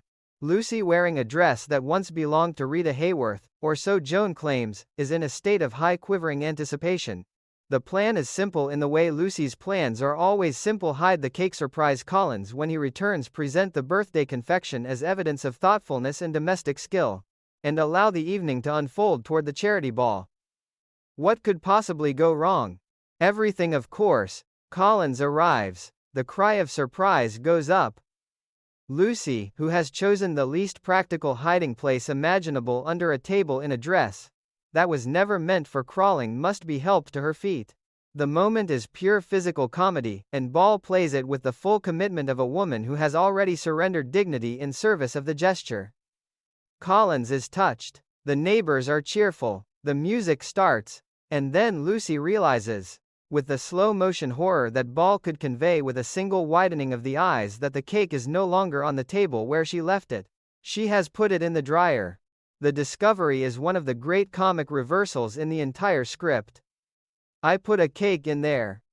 The sentence is spoken with the quiet disbelief of someone who cannot quite accept her own capacity for disaster.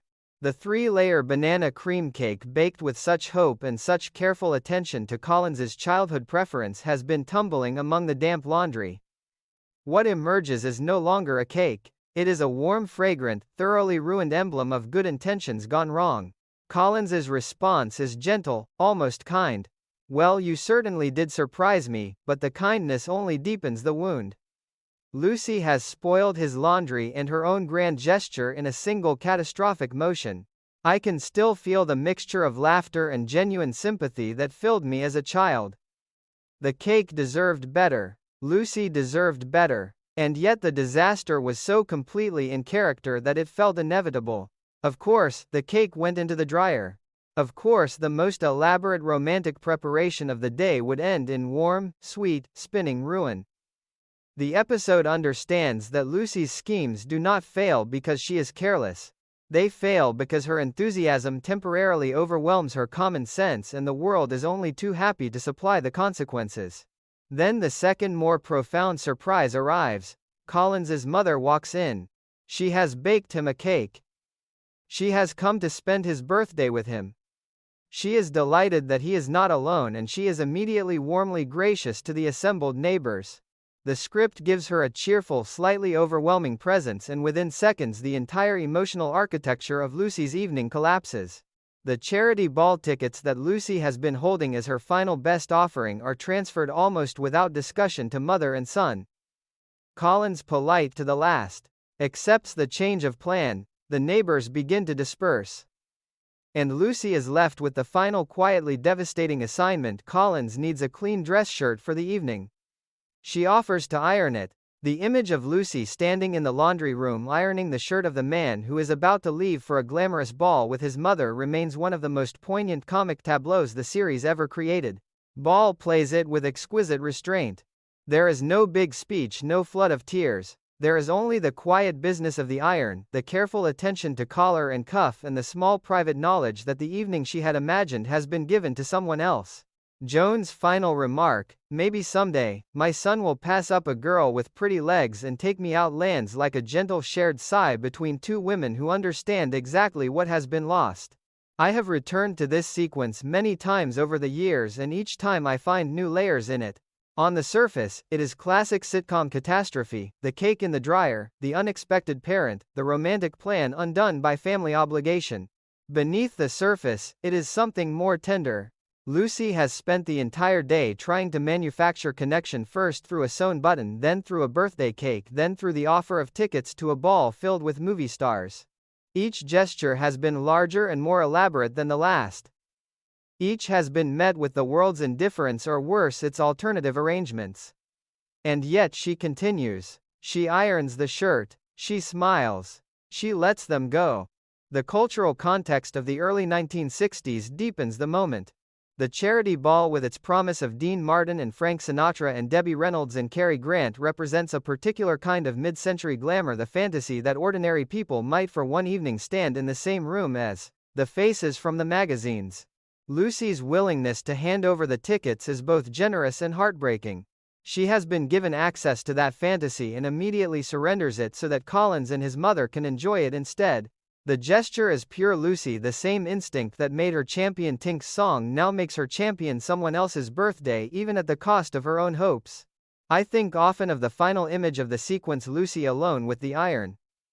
The ruined cake somewhere in the background, the sound of departing voices in the hallway. As a child, I wanted someone to come back for her. I wanted Collins to realize his mistake, or Joan to produce another pair of tickets, or the mother to insist that Lucy join them. The episode offers no such rescue. It simply lets Lucy finish the shirt and absorb the loss. The restraint feels almost modern in its refusal of easy consolation. Happiness, the scene suggests, is not always the reward for effort. Sometimes effort is simply what one does because the alternative, doing nothing, is unbearable. And yet the sequence is not bleak. There is too much life in it, too much comic energy in the supermarket and the dryer and the Rita Hayworth dress for the ending to feel like defeat. Lucy has failed to secure the evening she wanted, but she has succeeded in something more difficult. She has remained herself in the face of disappointment. She has not grown bitter. She has not decided that schemes are useless. She has simply ironed a shirt and let the night continue without her. That quiet continuity is in its way as heroic as any of her more flamboyant victories. When I watch the scene now, I feel a deep, complicated affection for the woman at the ironing board. She has spent her day trying to turn a broken heel into a romance and a laundry room into a ballroom. The world has answered with a cake in the dryer and a mother at the door.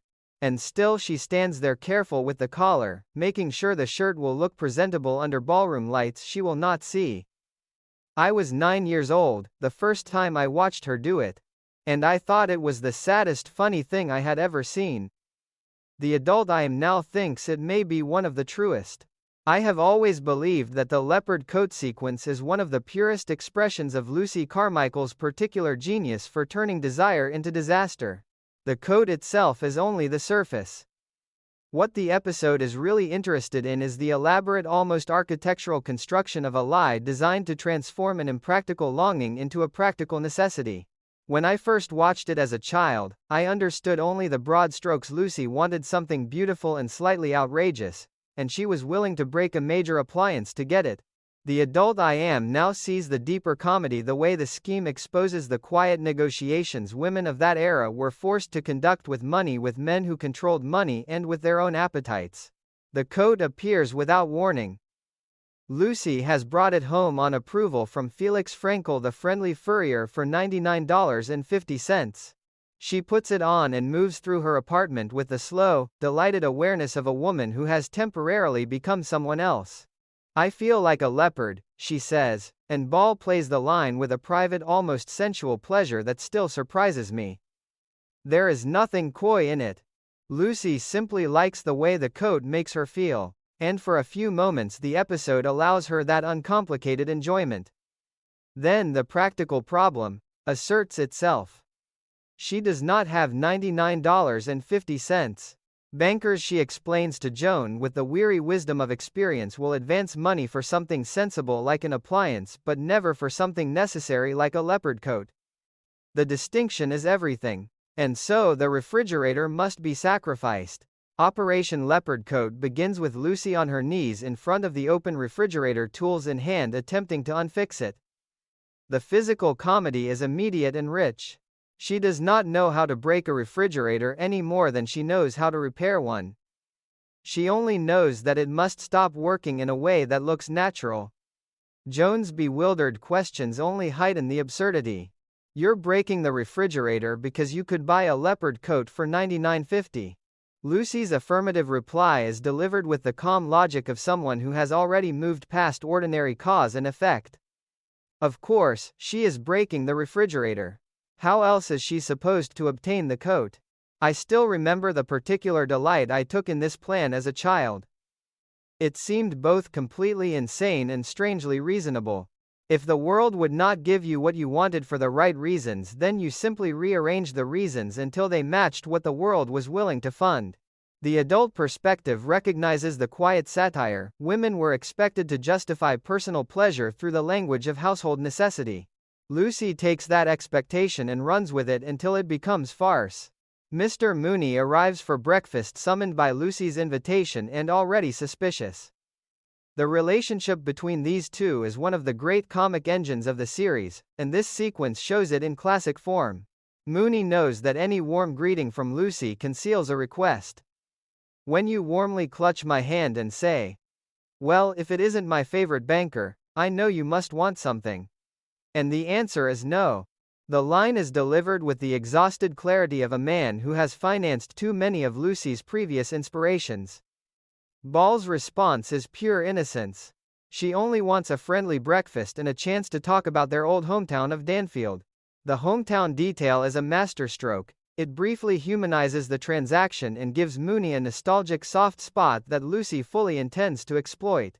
What follows is a carefully orchestrated demonstration of refrigerator failure.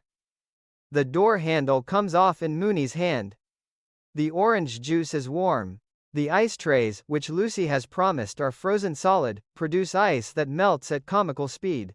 Each malfunction is presented with the wide-eyed helplessness of a woman who cannot imagine how such things could have happened. Ball's timing is exquisite. She allows just enough panic to flicker across her face to make the incompetence look genuine, then recovers into bright practical suggestions. Perhaps she does need a new refrigerator. Perhaps she should start saving by cutting out luxuries, bread, eggs, milk. The list of luxuries is so absurd that even Mooney is forced to intervene. The negotiation that follows is a comic duel of almost mathematical precision. Mooney worn down by warm juice and melting ice, and the specter of Lucy starving herself for an appliance agrees to advance the money. Lucy names the price with elaborate casualness, approximately $99.50. The figure is identical to the cost of the coat, and the coincidence is so blatant that even Mooney begins to smell the scheme. When Lucy then models the coat, for him claiming it is merely an illustration of how good she would look in the new refrigerator, the deception collapses in real time. Mooney's realization is gradual, then total. The same amount of money.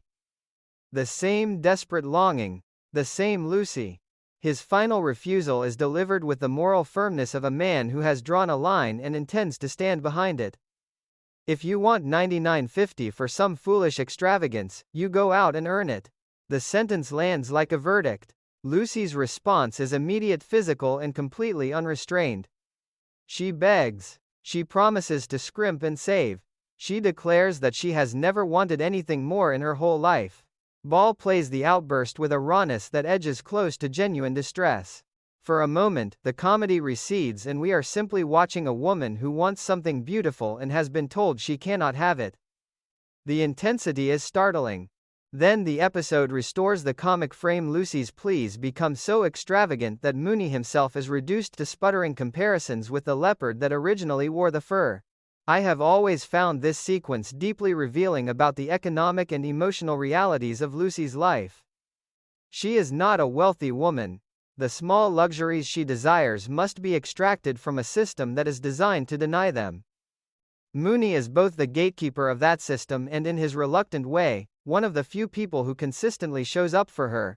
Their relationship is built on a long history of schemes and refusals and eventual partial capitulations.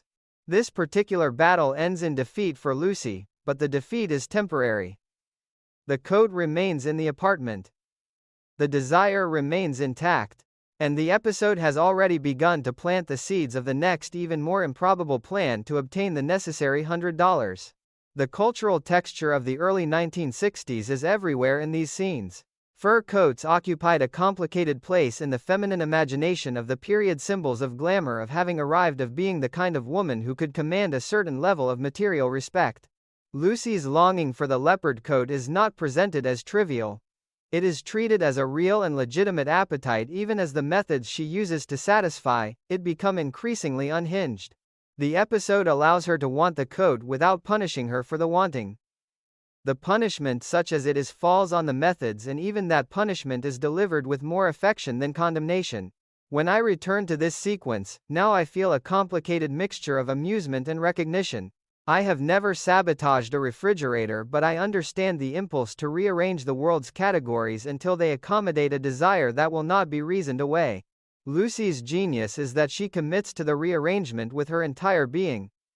She does not half break the refrigerator. She stages a complete theatrical production of mechanical failure, complete with supporting performance from Joan in a breakfast invitation that doubles as an ambush. The fact that Mooney sees through it does not diminish the effort. If anything, it confirms that the effort was worthy of him. The scene ends with Lucy still in possession of the coat and still in need of the money. Mooney has drawn his line. The refrigerator remains in its deliberately damaged state. And somewhere in the quiet after his departure, Lucy is already beginning to invent the next solution. I was 9 years old, the first time I watched her stand there in the leopard coat. The taste of defeat still fresh, the next scheme already forming behind her eyes. Even then, I knew she would not give up. The adult I am now knows it even more certainly. The coat would be hers. The only question was how much chaos she would have to create to claim it.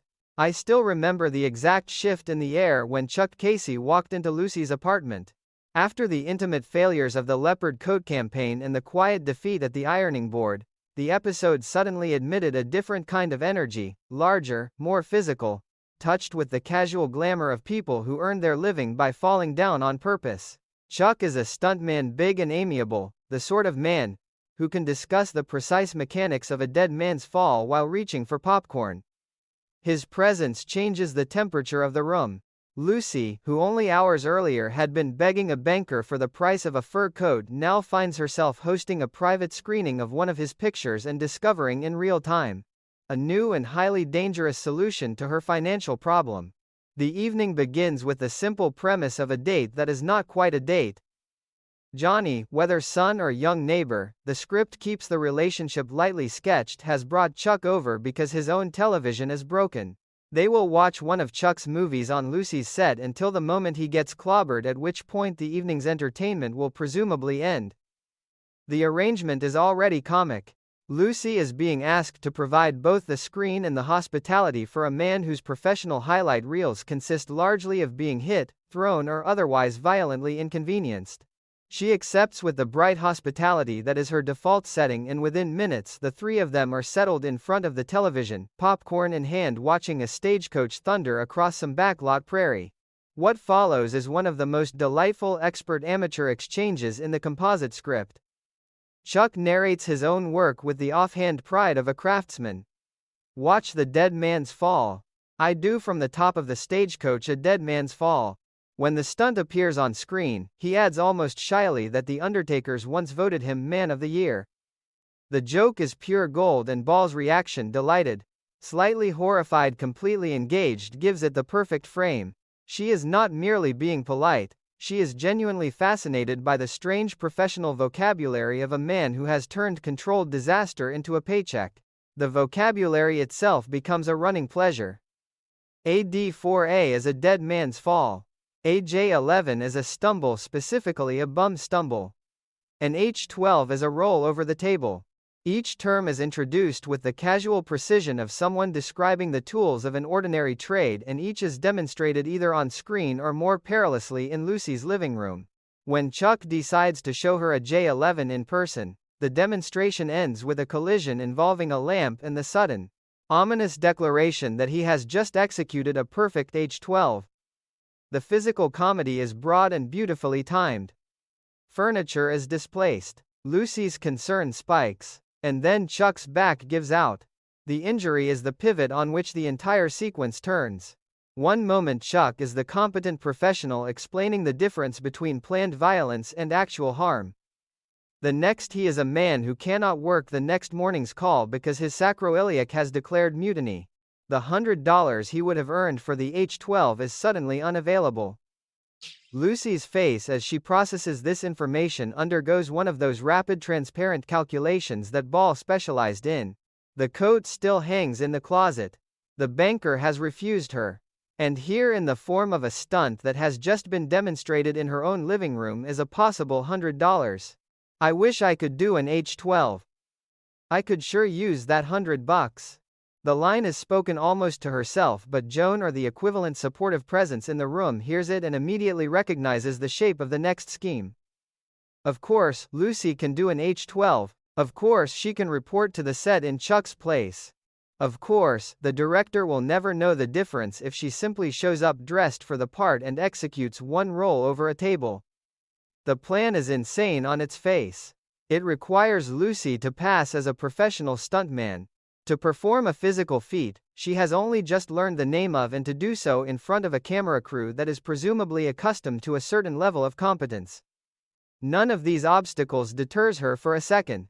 I have always loved the particular quality of ambition that appears in Lucy's eyes at this moment. It is not the soft romantic hope that animated the birthday cake campaign.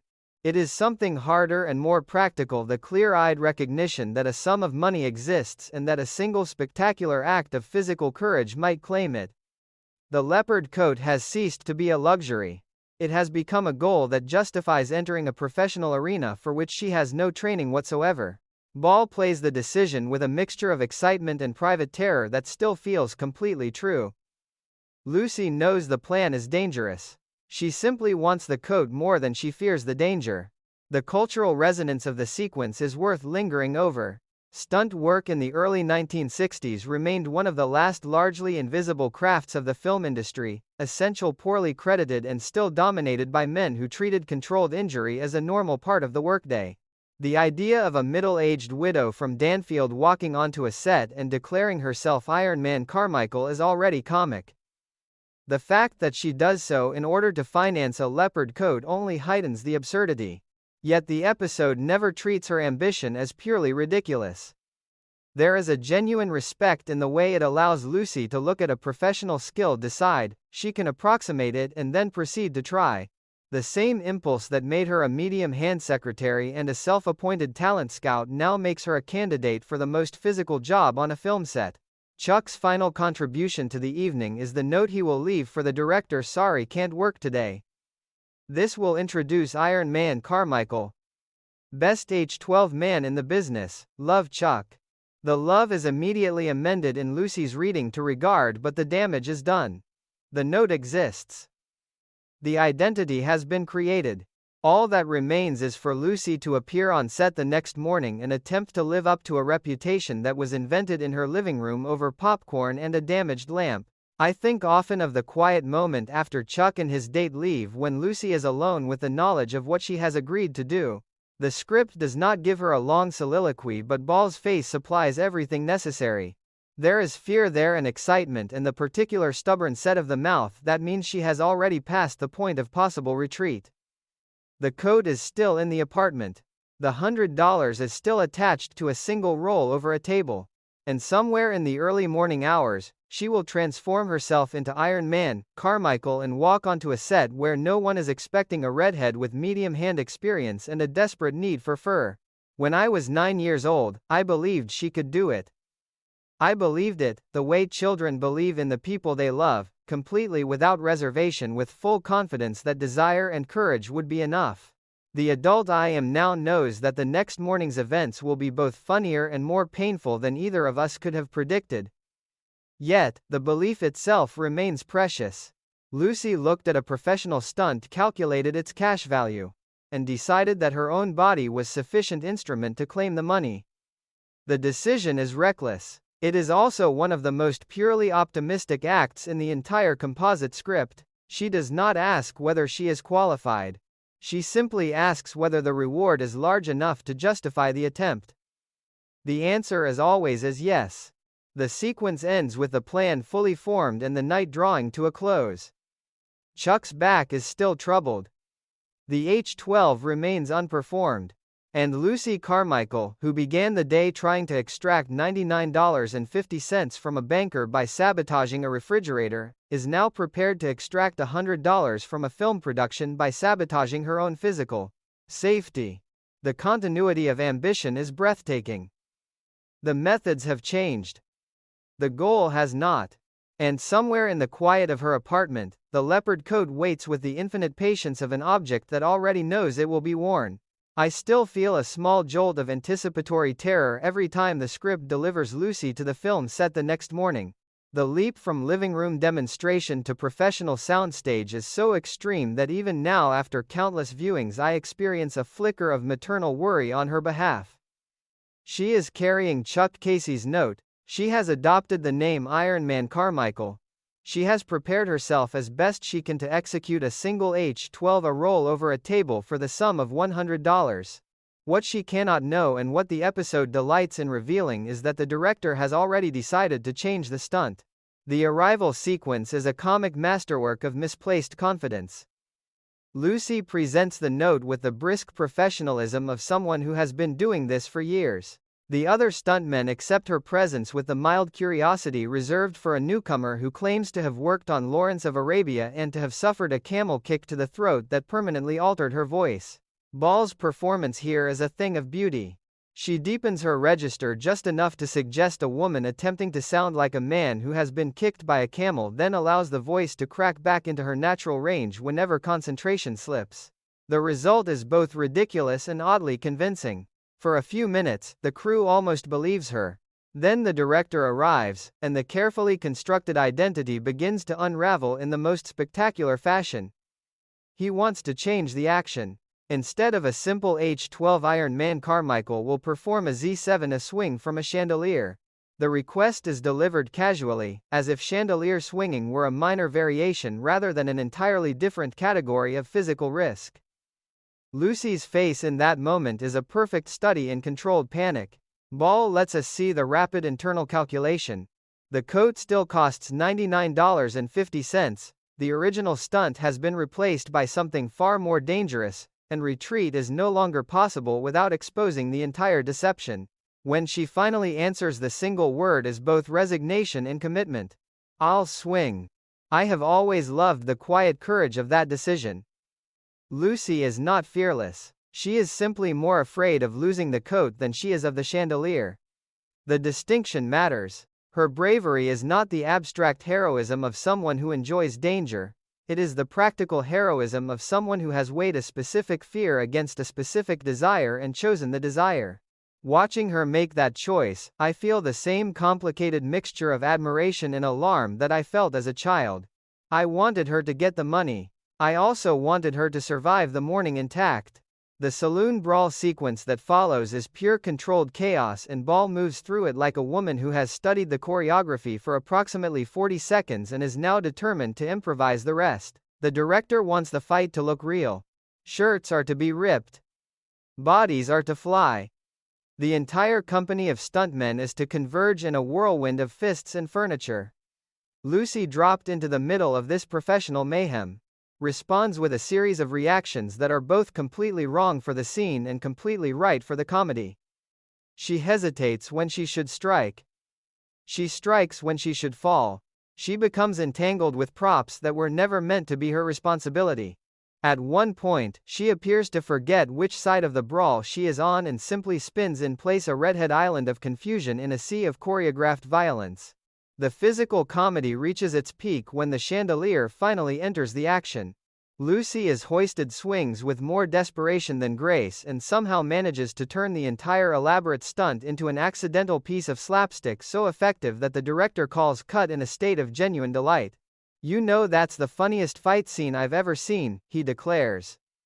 "I'm gonna give you $100 bonus." The irony is almost too perfect. Lucy has failed, by every conventional measure, to perform the stunt as designed. She has succeeded beyond all expectation in creating something the director values more than competence comedy. The $100 she needed for the coat is now $100 plus a bonus.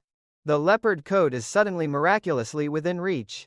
I still remember the precise shade of relief and disbelief that crossed Ball's face when the bonus was announced. There was no triumph in it, only the dazed recognition that the universe had for once decided to reward her particular brand of chaos. As a child, I cheered. As an adult, I find myself moved by the deeper logic at work. Lucy's entire professional life in these episodes is a series of attempts to meet the world's standards and a series of failures that somehow produce better results than success would have. She cannot take dictation properly, so she invents a hit act. She cannot sew a button without romantic ulterior motives. She cannot perform a Z7, so she invents a new kind of comic violence that the director has never seen before. The pattern is consistent. Her failures are more productive than most people's careful achievements. The presence of Mr. Mooney on the set adds an extra layer of delicious complication. He has come to complete some banking business with the director and has been invited to watch the stunts. The collision of Lucy's two worlds, the financial gatekeeper, who refused her the money, and the film set where she is currently earning it under a false name, creates a tension that Ball plays with exquisite restraint. She must continue the performance of Iron Man Carmichael while remaining aware that Mooney is only a few yards away observing. The risk of recognition hangs over every pratfall. When the final swing is completed and the bonus is announced, the relief is doubled. She has the money. She has not been unmasked. The coat is as good as hers. There is a cultural note worth sounding here. The early 1960s film industry still operated with a sharp division between the visible stars and the invisible technicians who made the stars look brave. Stunt performers rarely received public credit. Their work was designed to be seamless, unnoticed, absorbed into the larger illusion. Lucy's accidental comedy inverts that logic. She is noticed precisely because she cannot disappear into the illusion.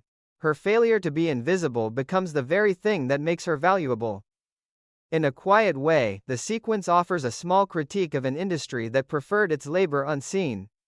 Lucy refuses to be unseen. Even when she is trying to pass as someone else, she remains stubbornly, hilariously herself.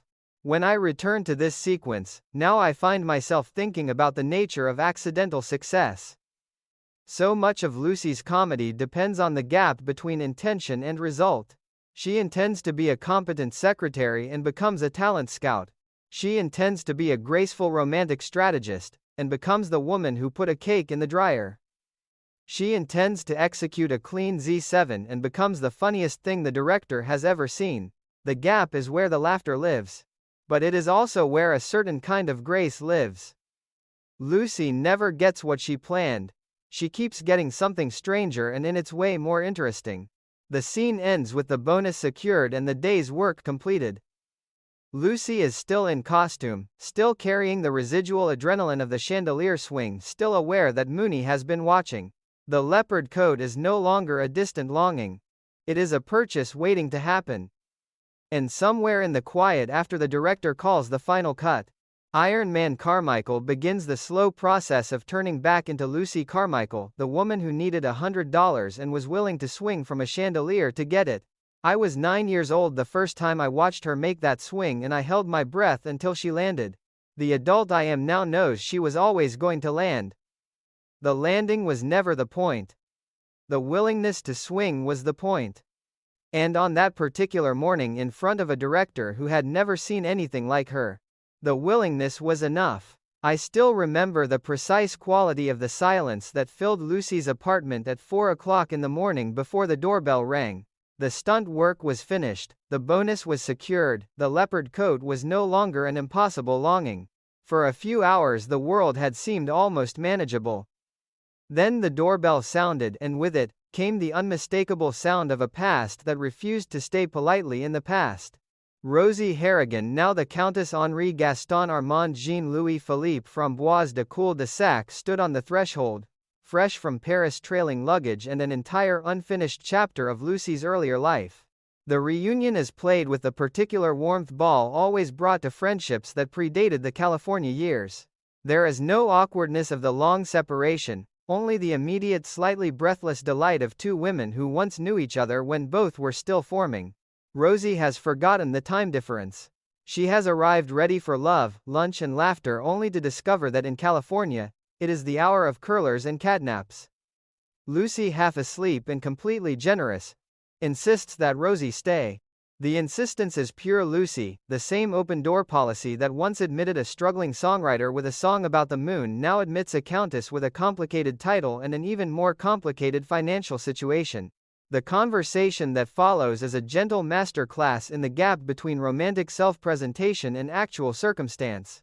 Rosie speaks of the French Riviera, Madrid, Rome, Paris, London, and then almost as an afterthought Brooklyn, where her mother still lives. The inclusion of Brooklyn is perfect. It undercuts the continental glamour just enough to remind us that Rosie, for all her titles, remains the same girl Lucy once knew. When the subject turns to the inheritance left by her late husband, the language becomes grander. He has left her an oil well. Lucy's face lights with the particular excitement she reserves for other people's good fortune. An oil well means Rockefellers, Vanderbilts, the secure future of a woman who will never again have to worry about the price of a leopard coat. Then comes the correction delivered with Rosie's characteristic blend of airy charm and quiet desperation. Oil well is a racehorse. The line lands like a small, elegant bomb. All the visions of derricks and dividends collapse into a single aging animal with a taste for expensive board and feed. The stable bill is $937.14. The trainer is no longer willing to wait. If the bill is not paid, oil well will be sold to a glue factory. The threat is both comic and genuinely distressing. Rosie, flat broke and freshly arrived, has no means of meeting it. Lucy, who has only just secured the money for her own longed-for coat, looks at her old friend and makes the decision that will define the rest of the episode. She will pay the bill. They will take the horse. And because the lease says nothing about horses, only about dogs, they will keep oil well in the apartment patio. I have always loved the speed and the certainty of that decision. There is no prolonged debate, no careful weighing of consequences. Lucy simply cannot allow an animal that belongs to someone she loves to end up in a glue factory. The same instinct that made her champion Tink's song and iron a shirt for a man who was leaving with his mother now makes her the temporary guardian of a racehorse that has not won a meaningful race since the days of Confederate money. The logic is emotional rather than practical, and therefore completely consistent with everything we know about her. The arrival at the stable is played with a beautiful mixture of grandeur and farce. Rosie announces herself with the full rolling title, and the trainer's response is the flat, unimpressed recognition of a man who has heard too many titles and seen too few payments. Oil well is produced. The horse is not the gleaming champion of Rosie's affectionate memory. He is older, heavier, distinctly unwell in the eyes of anyone who knows horses. Yet Rosie greets him with the pure, uncritical love of someone who has decided that this particular animal is the last living connection to a marriage that has otherwise left her with nothing but a complicated name. Lucy watches the reunion and is already lost. The horse has beautiful brown eyes. The horse is in danger. Therefore, the horse must be saved. The decision to bring oil well home is one of the great impractical acts of the entire composite script. Lucy's patio becomes a stable. The lease is carefully reread and found silent on the subject of equine tenants. The neighbors are not consulted. Mr. Mooney, whose reaction can be predicted with mathematical certainty, is not informed. The horse is simply installed, and with him comes an entire new set of responsibilities: feed, water. The delicate question of how to exercise a racehorse in a space designed for outdoor furniture.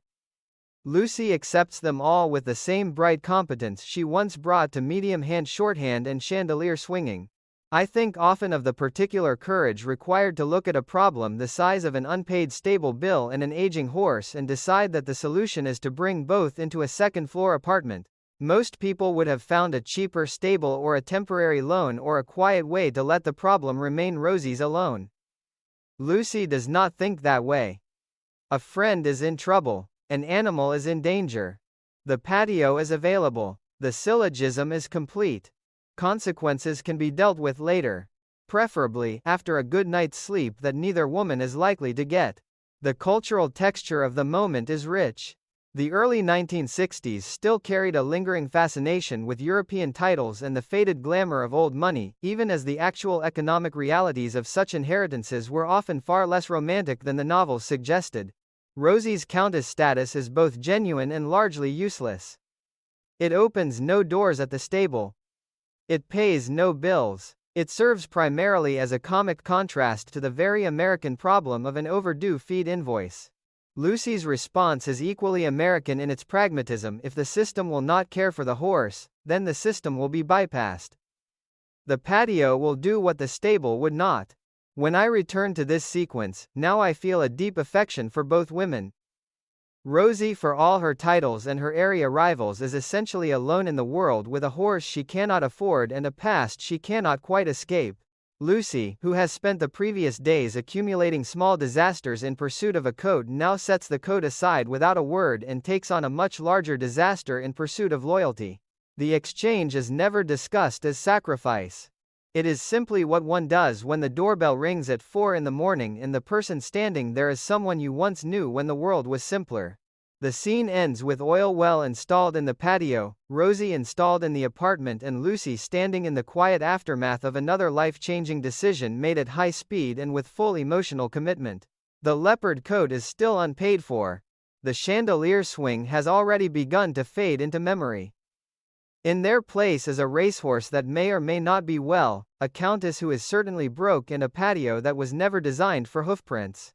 I was 9 years old the first time I watched Lucy open her home to all three, and I remember thinking that this was simply what love looked like when it refused to calculate the cost. The adult I am now knows the cost will arrive soon enough, and that it will wear the face of Mr. Mooney. But for this one night in the soft California dark, the horse is safe, the friend is home, and Lucy Carmichael has once again enlarged her life to make room for someone else's need.